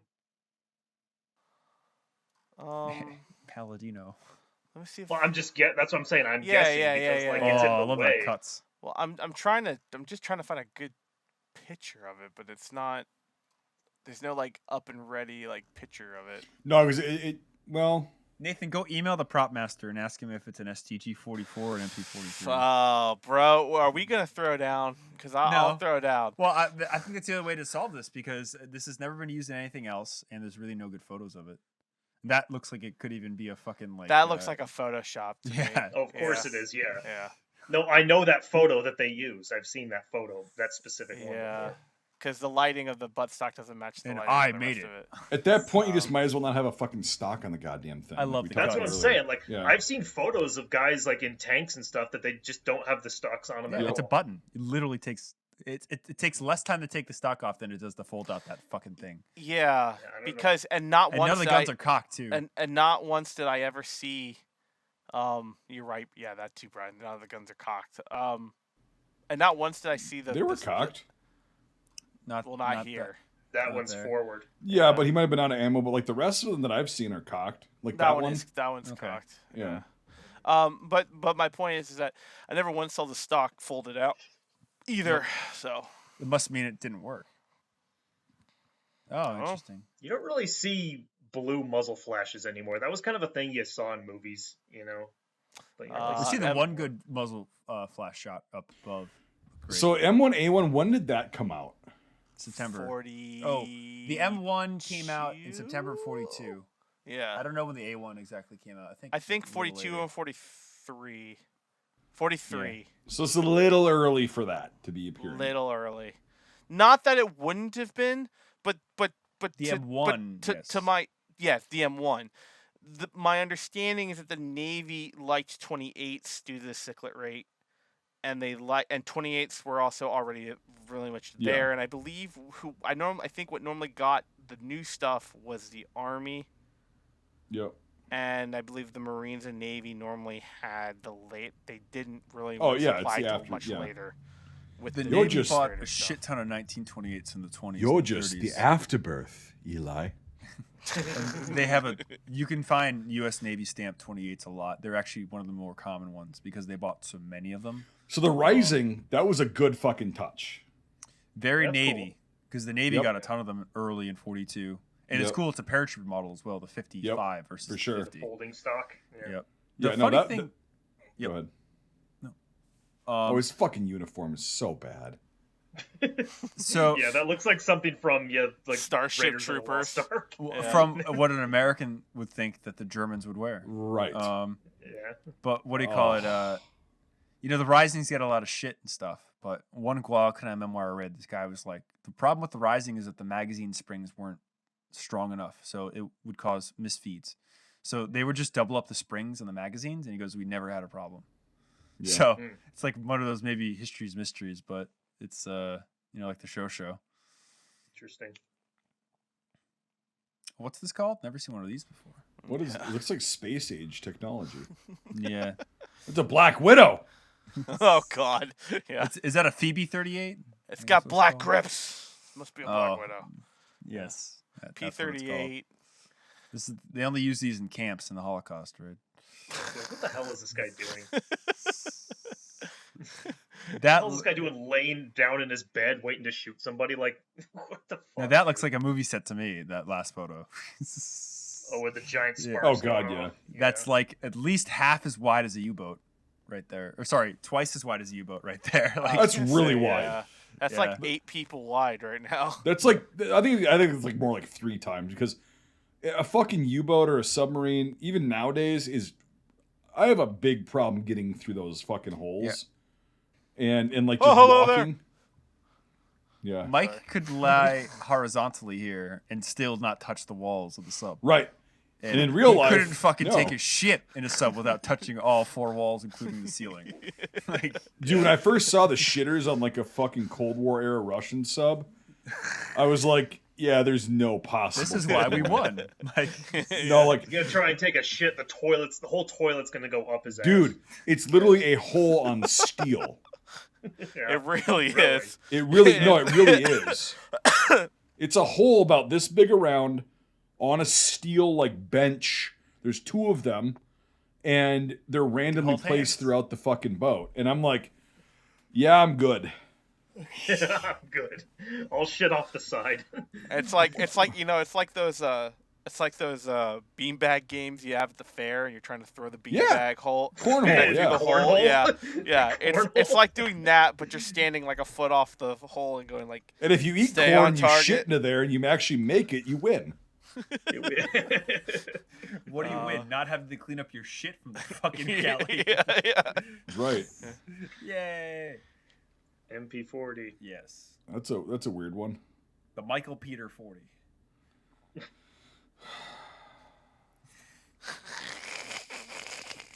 I heard the Germans used to prefer to use these to protect the U-boats in the middle of the Atlantic. Yeah, and They staying had guard very on good deck range. all night. Every Dude, time Back they, and forth. yeah, Real talk though, a lot of the Germans had MP-28-2s and some of them had MP-34s, like the Yeah, the yeah. sailors, Yeah. because they're That more would've been a cool reliable. touch. Yeah. Yeah. Yep. That would have been a cool touch. Never seen that. Well, like, Yeah. well, you have. I What? The Dirty Dozen Strikes Again, or the second one. I didn't know that how counted as a could- movie. We're not talking about Dune Troopers here, okay? Like, dude, true. Thanks for jogging my memory. Oh yeah, we're in the What is Austrian a fucking. movie? I assume the episode Kriegsmarine. 2009. I assume the Kriegsmarine were probably just like the Navy's, the American Navy, where it's like they had the iteration before the new and best. So I'm assuming it was probably the same Well, thing. they So, would have like, had MP40s at this point, but Well, like, yeah, but primarily it probably would have been like you said, 28s and 34s. but they I like the think- 28s and they like the 30. Well, the 34 is one of the best submachine guns I think ever fucking made. Mhm. and they liked them a lot. So did the SS. That was the problem, and they were really expensive. But they had a lot of 28s, from what I understand, because it was just a Lancaster that was modified a little bit. And yeah, so from what I understand, they got K98s, of course, and they made them specifically for the kriegsmarine, and they had P38s. Only cost you $4,000 in a boomer soul, so you know. For the M stamp. Add a 0 to that. What? To your estimated 40? price? Oh yeah. Oh wow. Jeez. Oh god, yeah. Oh fuck yeah. Ugh. Yep. I was happy to see a 34, not a 42. Thank God. Me too. Yep. Yeah. Even though it's wrong, they should have a 42. No, don't you gaslight me. It's a 34. Although, Nice it blanks. was. Should have been a fucking exactly. It should have been an MG13. Front side is down. What? No. Front side's up, right here. Oh, it's up. Okay, it just sorry. blends in with the jacket. Yeah. But nice blanks though. Love it. At least they're not plastic blanks. The crimped ends. And when he shoots, he goes like. They look like 8mm too, actually. So it's not. So Are you okay? Are you sure? Like that rate of fire seems slow to me. That's a 34. That's a 34. No, I know. I've never been around an actual one, but I've seen lots of videos, and they seem faster than that. You know, they're not 42. Rate of fire. But No, they're pretty slow, and they're way more controllable than a 42, of course. But like, that's what the rate of fire was. From the first time and only time I've watched it, it seemed like it was. That's why they're only known as Hitler's hedge clipper instead of Hitler's buzzsaw. I don't know, man. I've seen like. It was faster than that. It was like for me, like a 34 is like. It's not that quick. One more time. Okay, yeah. It sounds like the MG34 is in The Longest Day. No, the MG34s in The Longest Day are like. Yeah. C-30. Yeah. 588s. Shoots That's like the Oerlikon and the Casino in The Longest Day. 2cm flat gun, 38. Look at that fucking shot. Thought it was a goatee for a second. I did too. Yep. Was that on purpose? Has to be. Come on. Isn't that Smalls from Oh my god. What's it called? Yep. Sandlot? Yeah. That's why he looks familiar. He's in Pearl Harbor too. Then. Yeah, from the Sandlot. Yeah. He's also in Black Hawk Down. Yeah. I wonder why he looked familiar. Black Hawk Down. Yeah, it's Smalls. It was the goatee. Yeah. Oerlikon. Mm-hmm. It was cool to see the Death Charges. The gray painted helmets. That's an M40 with a fucking KM decal on it. Nice. That's cool. I like the life vests. Yep. Yeah, it was cool. And this was cool. Like, again, I have to give this movie props for that. That's cool. That's cool to see pyrotechnics in water, physical, practical, and it looked like because you could see the shockwave before it actually came up. Yeah, and there was CG shots in here. I could see them even on a VHS. But the bullets going into the water, right? Yeah. And when the ship's or the submarine's slowly going underneath the destroyer, like that was CG. But like that, from the breach going under the surface of the water. When it gets underwater, it's all models. But I still really like it. Right. That one guy's got a double decal helmet. Nice. Oh yeah, you're right. Yeah. All right. They don't look Nazi enough though. They weren't executing prisoners fast enough. So, I believe we can now move on to final thoughts. So, who wants to go first? Nate goes first. He was the last to go first. You want to reverse it on me? God damn it! All right. Yeah, it's about time. Reverse card, motherfucker. Wow. Well, technically, you spoke first, so shouldn't you go first? Or I could get behind that. No, Nate, fucking go. You always bitch about going last, so fuck you. It's fine. No, I mean, like it. Again, like I said before, it's like it's exactly what I thought it would be.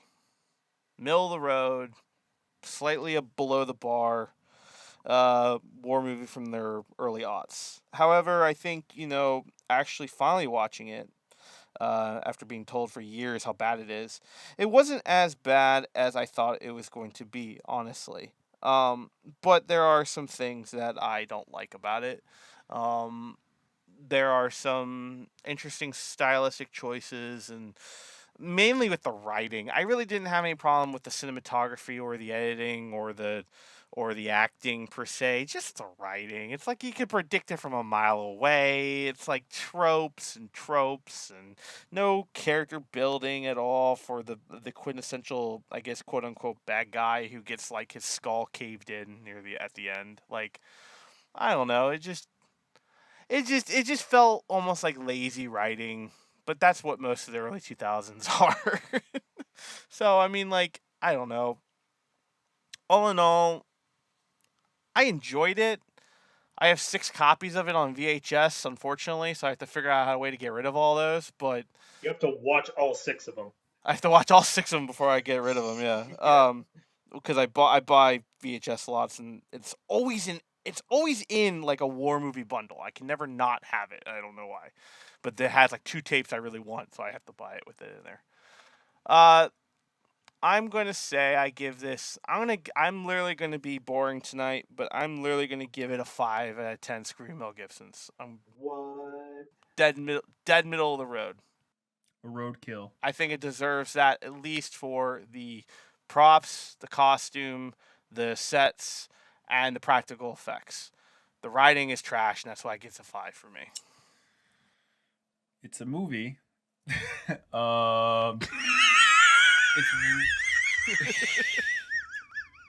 That is a wheeze. Yeah. That is the longest wheeze I think we've ever gotten. Jesus Christ. If I could rate the wheeze, I'd give the wheeze a higher rating. Yeah. It's a movie. That Mike's face is just like. Oh, did I make a face? Oh God, yeah. You know, this is a. Yes, Brian. It's a movie. You make this jump so hard.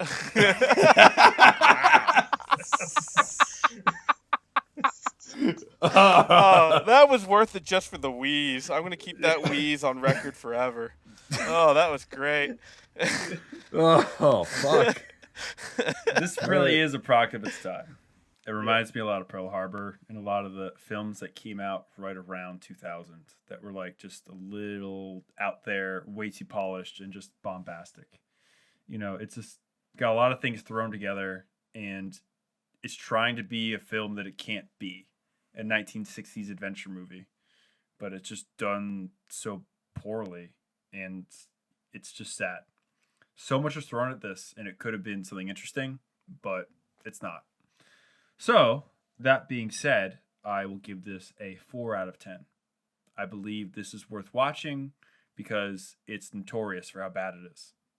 So, just watch it to get it out of the way so that you could say, I've watched it. Don't be like Nate and like make it to your 30s and like have not watched this movie somehow. I think that's why I'm not so angry about it, because to me it's just like, oh, that was interesting, but I'll never watch that again. So it's like not seeing Forrest Gump. It's like, wait, what? That's strange, but okay. Like, you know, I've never seen a single, like I said in the beginning, I never saw a single clip of it, never saw it on TV, never even heard of it until we started this podcast. And you guys were always like, "Oh, have you ever seen U-571?" I'm like, "No." You're like, "That's terrible. Don't ever fucking see it. It's the worst horrible movie ever." Yeah, you own all of the VHS. Yeah, tapes. You own more VHS tapes than people in this podcast of a movie you've never seen before. That Larry King loved, by the way. Recommended by Larry King. Yeah. Yes. He probably owned more copies than any end. person. Mr. Burns, yeah. Listen, Yeah. if it's good enough for Larry, it's good Mr. enough for me. Burns. So, Yes. Excellent. Excellent. but no, it's there's something missing from this movie. It's too polished. It's worth a watch because of how strange it is. And I'll end it with this: why is there a fucking Zeltbahn on a fucking U-boat? An Italian one. Yeah, that like what the fuck? Like, Yeah, I thought that was weird. I love it. I love fucking Yeah. 29 Tello as well, but like, why? So it's Yep. just watch it and laugh. You got to give it the most decimal thing ever for Sean. To do a roundhouse fart. Yeah, my score's gonna be out of 20 this week. But, yeah. Out of 20? On a scale of 1 to Alexander. Yeah. That was really So funny. yeah, like I said, I saw this when it came out in theaters as a small child, which I probably shouldn't have. But no, now that we know a lot more, and we've had years to research things and research filmography and filmmaking and all that stuff. It fell short in so many different ways. There were so many little details that, again, this is written by somebody and directed by somebody who has no fucking contextual idea of how the Second World War actually went down.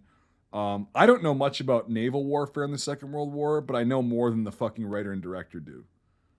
That's what I'm going to say, right? So that's not good. It's definitely an insult because I don't know shit fuck all, but I know more than they do. I do give props to the well, pun intended, I guess, to the prop master, costume designers. Good, except for that one, the whole American thing, whatever. I don't give a fuck though. It's redeemable as far as the rest of the costumes and everything. Not bad at all. The weaponry, interesting. They had 28 A1s. I'll just say that. We're not going to talk about the stocks. They had 28 A1s, completely accurate, good stuff. Sailors having hand grenades. But anyway, there was just so many tactical and just like macro level tactical like things that just were so fucked up and just so wrong. And again, it's just somebody that wanted to make a war film because they saw a war film and they didn't bother to do the research. They're like, I got the funding, I'm going to make this happen. So many things fell short on this one. And but again, there were good scenes like the depth charge scenes, yes.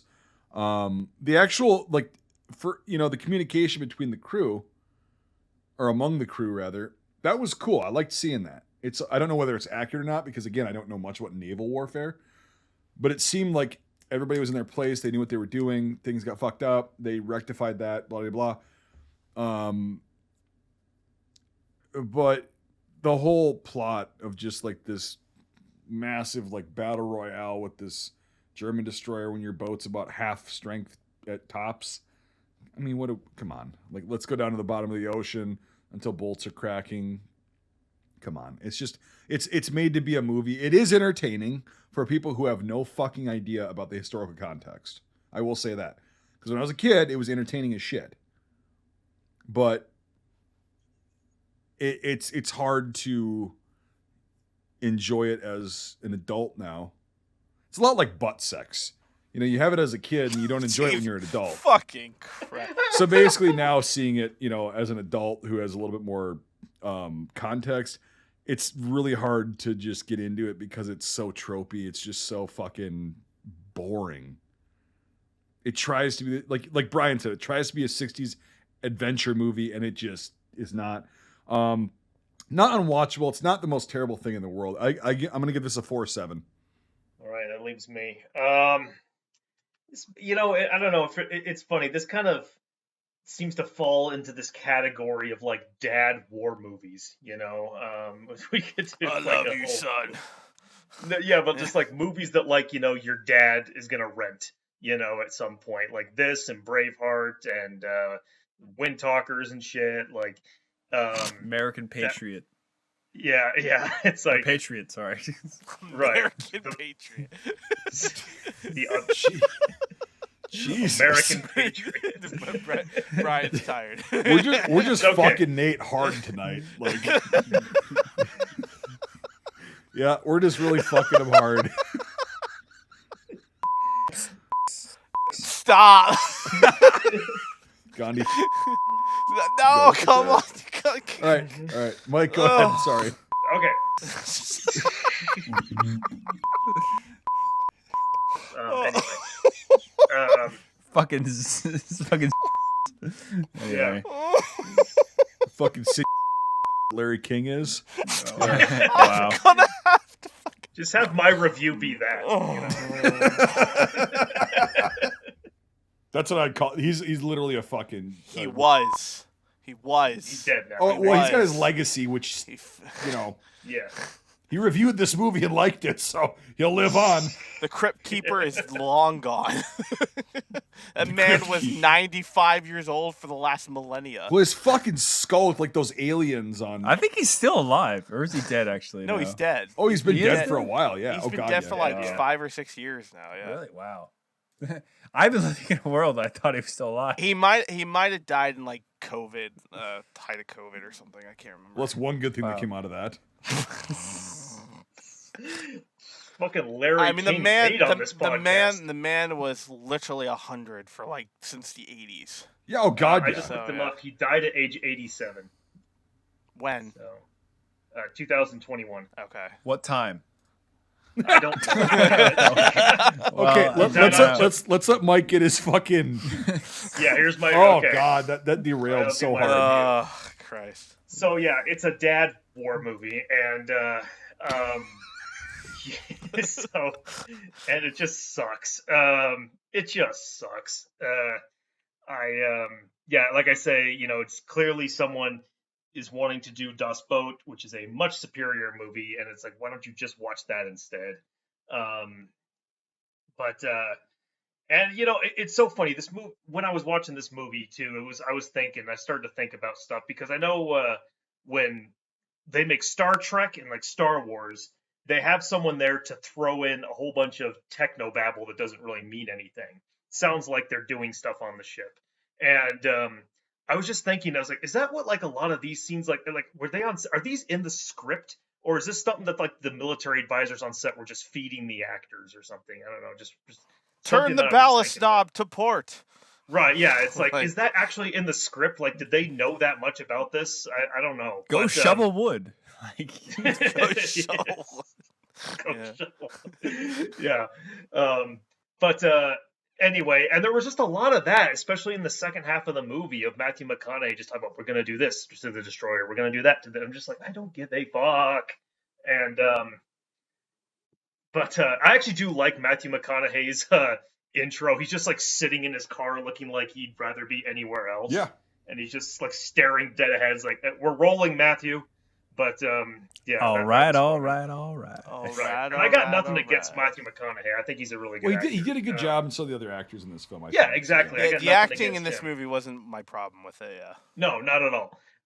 Just the writing, yeah, like fucking, it sucks, dude. David Ayer's fucking writing on period like war stuff is just awful, and the dialogue is so bad. But I could go on. Anyway, yeah, it's a dumb, bombastic action movie that doesn't really need to be seen. I don't think I will ever watch it again after this review. And yeah, I'm gonna give it a solid 3 out of 10.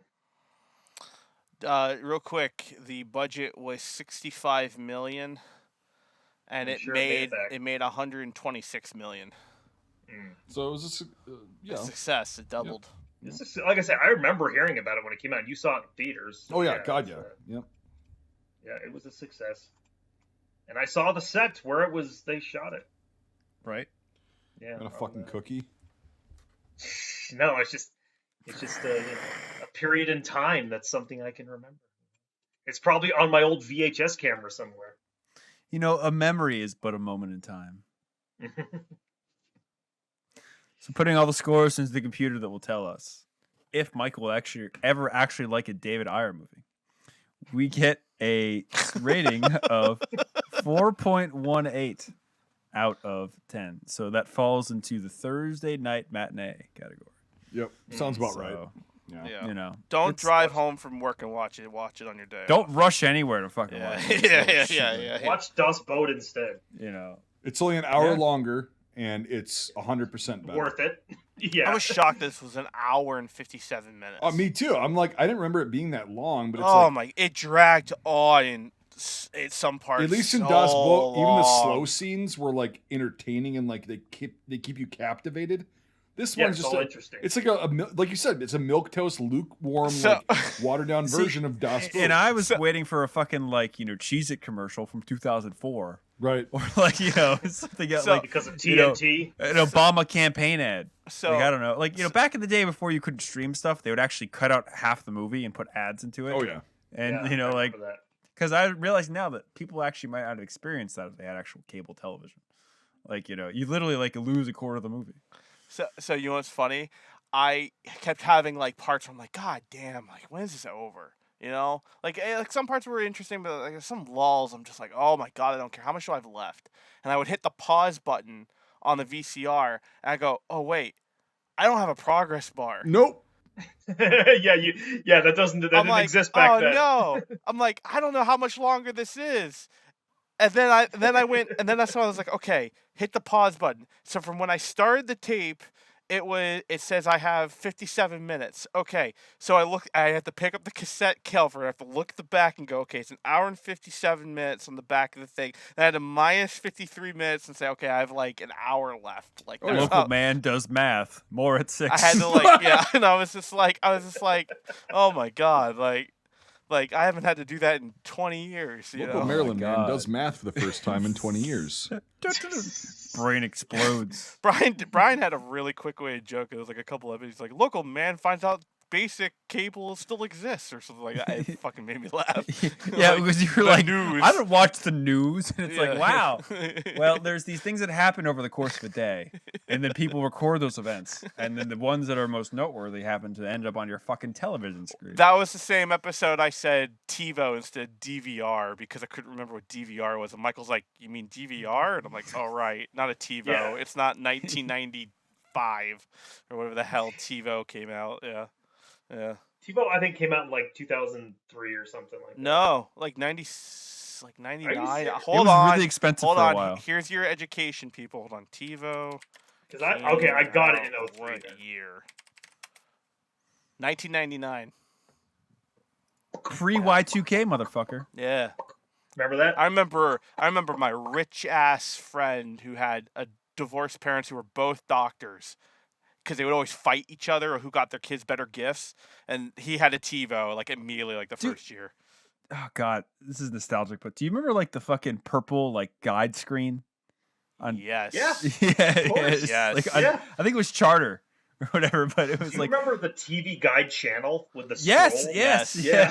yeah. I remember Play reading the weather. goddamn TV guide, the fucking paper that my grandma would get, and I'm Yeah, like, little oh, I need magazine. to watch this because I was staying at my grandma's place Wizard for the of the weekend or whatever. Oz. Fuck yeah. And I'm like, oh, this is gonna be good. And then when she was sleeping in her lazy boy, I'd be like, oh, I'm watching SpongeBob or I'm watching this or whatever dumb fucking shit. Right. Yeah. Yeah. Dude, That's what I they're did on fucking my playing grandmother's, Battleground on too. TCM on Saturday. I'm gonna watch that. Holy shit. Oh yeah, yeah. Well, Simpsons every Sunday. I couldn't watch Yeah. war movies at my grandma's place, but No, she did not approve. no, and she was right.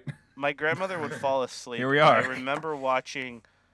Oh God, Michael, help me out because you would know this. What is it?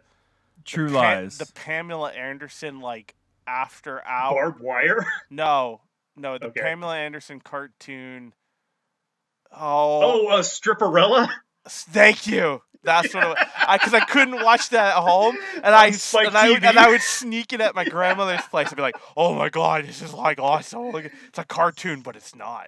Like It's a cartoon I with can't believe you boobs. remember that name. I was like, Well, I knew it's you would Michael. know it. I knew you would know it. So like, yeah. I remember when when Spike TV tried to launch their stupid animated series. Yep. That was one I of remember them, Spike. Stripperella. Yep. Oh Yeah, god, yeah. Spike TV. TV for men! Yep. First network for men. Yeah. Anyway, I would much rather watch 2 hours of random Spike programming than this ever again. I would rather watch Stripperella than U-571. No, it doesn't have to be anything because anything they played was great. Like even the early bar rescues were horrible. They were so funny. So, but, well, I think we have made it to the end of the journey, and we have now Yes. broken the Enigma Code apparently. But the British did it a year ago. So whoops. That machine's barely in the movie. You don't even know if it's anyone there. wants a copy of U-571, let me know. There's 6 of them in Maryland, Yeah. in a ghetto. But anyway, Yeah. He's living in the Maryland shithole. we will catch you Yeah. guys next week outside the ghetto. Yay. So what's your quote? Don't you dare say. Oh fuck! I already screwed it up. Don't you dare say what you said to the boys back there again. I don't know. Those 3 words will get a crew dead as a depth charge, or kill a crew dead as a depth charge. You're the skipper now, and the skipper always knows what to do, whether he does or not. Thanks, bad lieutenant. No worries. Catch you on U572 next year. Catch you guys next week. God. That's the sequel. U-572. It's like Schindler's List 2. He's back. Schindler's pissed. Thanks for joining us. If you enjoyed this episode, make sure to leave a rating. Otherwise, Mel Gibson won't stop screaming. If you like this content, make sure to check out our Facebook, YouTube, and Instagram pages. If you want to directly support our work, make sure to check out our Patreon. All these links are in the description below. Until the next time, Scuttlebutt out. Michael made himself 8 years younger so that he was born the same year that SPR came out. So, if you look at all his, Listen, dude, I remember when that movie came out. I remember that. I am the movie. Oh, me too. Yeah. Yep.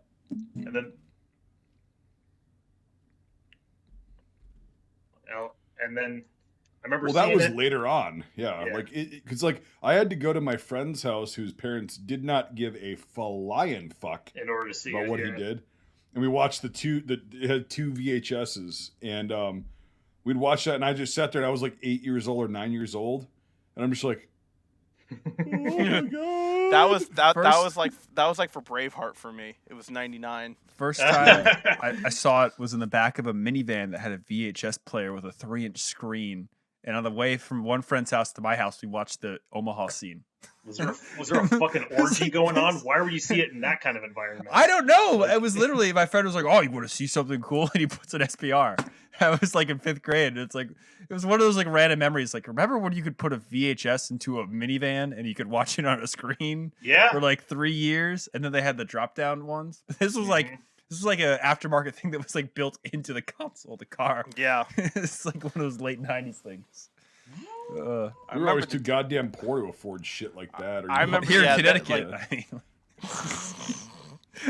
Well, I remember the DVD players. I never remember the VHS in the cars. So I was not privileged enough to have that. No, that was the only time I ever had that experience, and because I remember the DVDs as well, but it was so random because it was like, look, it was like it goes in the back of the people fucking dying. center console in the middle, right? Yeah, you're in the back of the. And it's the tray that pops up. It wasn't like you put it in. Yep. The tray, and then you put the VHS in, and Yeah. I think I remember one of those. It Yeah. was like a person that. It was their parents were boomers straight up, and they wanted the best and latest, greatest shit, and the kids were spoiled as shit. Oh, and these parents didn't give a shit about their kids and hit them, and they just wanted them to be distracted. So in the car, they would just be like, "Fucking watch shit." So they'd be like, "This is why an 8th grader is watching SPR unsupervised." Like, you know, there you go. This is how that happens. And then after that, all of the Medal of Honor-ness and stuff like that, you know.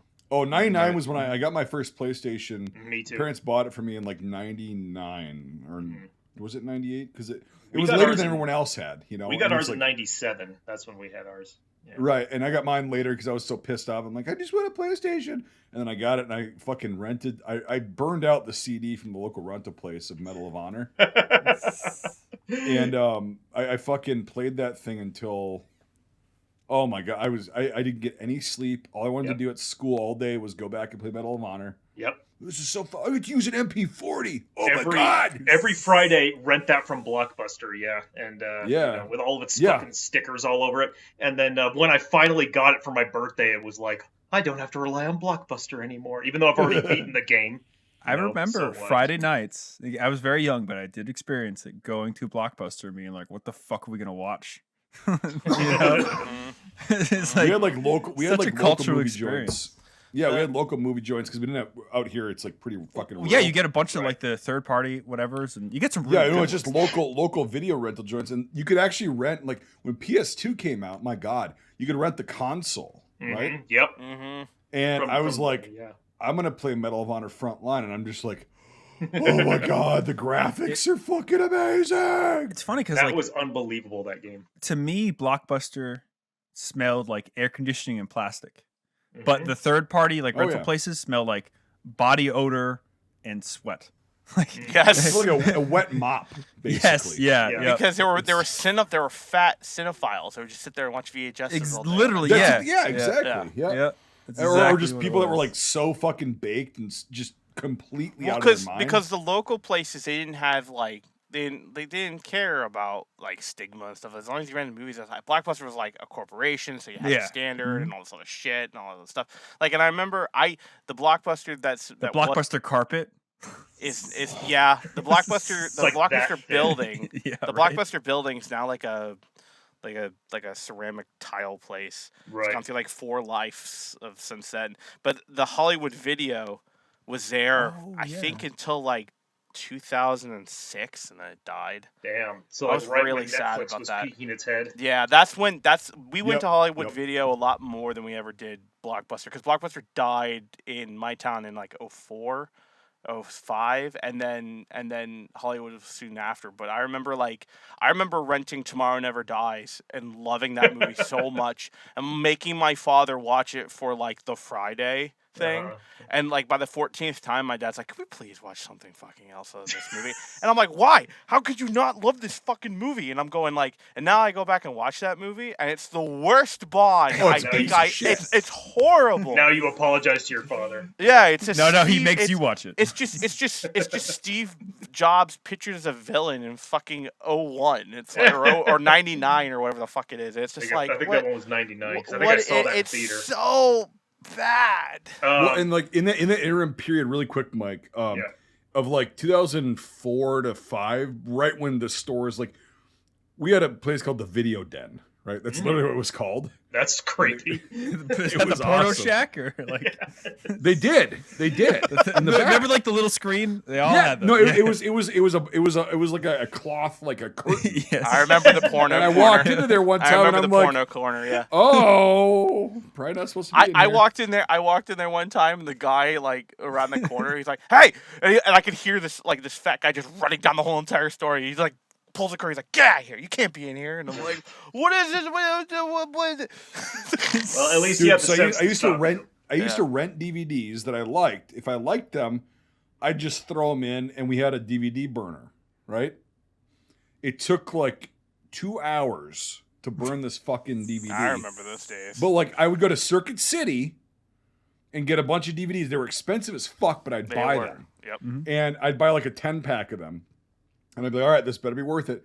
And about 50% of the time, it would fuck up mid-burning, and it would fuck the entire thing up. So I'd waste a DVD. Because we had such a cheap HP computer that it would just like, oh, something failed. It would fail. Yeah. Yeah, and I'm like, Yeah. Same "Ah, with mine. Yeah. God damn it!" And then but when you did, I was like, I'd rent the thing for like $2 or whatever for the weekend or whatever you want to. I think it was like three or 4 days, and then. Nice. Sorry about Good that. job, Mike. Sorry. Oni-chan. And then, but I'd burn the DVD, and then I'd just sit there and watch it, and it's never as good a quality ever. But yeah, I just burn these things from there, and then they closed down. I think 2009, 2008. It was right around the time I went to Iraq. But like, Yeah. they closed down because it's like, yeah, we got Netflix now. Nobody's renting shit anymore. Yeah. Now it was fucking awesome. now Redbox is dying. It's very interesting to see the trends. Yeah, it is. But yeah. Well, I was gonna ask, like, does anyone know if that one Blockbuster in Oregon is still there? It's still going. Wow, it's still there. Okay. The ones in Still Alaska are gone. They closed up the last few years. Yeah, the Alaska ones are gone, but that one that still remained, that Colbert, or no, not Colbert. Oh shit, the British dude, Oliver, Yeah. James Oliver. Is that the name? John Oliver. John Oliver. He that kept them alive for a while, and I think they're still going. I checked. I thought about that I think like 2-3 months ago. I checked. It looked like it's still going. I think memberships is what we're keeping the ones in Alaska going forever. Because remember, they had the memberships, and people from all around the world, they want to say that they have a Blockbuster membership. So for like $1, they'd pay into it just for a fun thing. Like for Oregon or Alaska, it's because they don't have good enough internet to stream anything, so they need the physical copy of things. But now with Starlink and the technology of that, it'll be interesting to see how that affects that. Oh God, this just brought back a really quick memory, and then we'll head into it. Yeah. So I'm gonna put this at the end of the episode. So I it's tried to interesting. burn Medal of Honor Underground. Oh God, I dude. didn't know. Oh God. No, That's so I not gonna tried- work. No, exactly. So I tried to burn that. I think Dreamcast is the only console that you could actually copy the CDs, right? Oh no! But here's the thing: is I rented Underground, right? And then Yeah. I tried I'm to gonna take burn Dog it. out quick. I'm gonna hear you. Yeah, guys go talk. take And dog it out. burned Yeah. it burned the actual original copy that I rented. So you It fucked the fucked it original up disc. so Oh bad. no. It was so bad. Did you have to pay for it? Like, Oh God, yeah. Yeah. Well, my parents did. I'm sure they were happy. Oh man. Oh God, yeah. So just trying to make money out of trash, and so far it's working. I've sold like 50 discs and made Yeah. like, Is that what you're gonna do with the fucking U-571 VHSs? God, I have so many. I have like 6 of them. Give Matt Well, the you Scuttlebutt Awards. better offload them before this pod hits. Do all 6 of them have Larry King's recommendation on the front? No, only that one has it. Yeah. That's That the one you keep. Skeletor looking fucking. That's the rare one. It's really interesting to see how cover art changes over the years. That one's definitely a later release. Yeah, I opened that up. I'm like, who's the pull quote on there? It's Larry King. Like, oh Yeah. yes, of Yeah. all people. Yeah. You guys ready? The power hitter Yeah. of the early 2000s. Yeah, Definitely you ready. should see the commercials on this, Mike. It was Oh, I'm sure they're golden, dude. You should It was- you should it wa- upload it was them like, to the Scuttlebutt. because it's the 2000s, so everyone wants like Bombastic. Well, no. It's like it's advertising it for DVD. They're trying Right. to get DVD sales now. Yeah. So like they're like, buy the DVD and you can see the behind the scenes footage of Jurassic Park 1, 2, 3. Yeah. And you can do all this stuff and look how cool this is. And if you Interactive buy- menus. If you buy if you buy the DVD for U-571, you can get a decoder pamphlet which will decode it on the box. And look how cool it's like back a cereal advertising. Yeah. It's like, Did anyone do that? because God, because you want a chance to ride in a real nuclear modern sub. Here's From the U.S. military. That was a reward for decoding it correctly. I remember in like the early 2000s, sometimes DVDs, when you would open them up in the thing where they would have the little booklet, they would have like advertisements for other DVDs in there. Yeah. You know, it's because that's where they got their money from. right. Yep. You know that, and I guess we could save it for later. But like that's where the industry is so changed because it was you had your initial gross income from the movie releasing, but actors and stuff and producers and stuff got most of their percentages through DVD sales and VHS Yeah. Royalties. sales. Yep. And now it's no longer exists.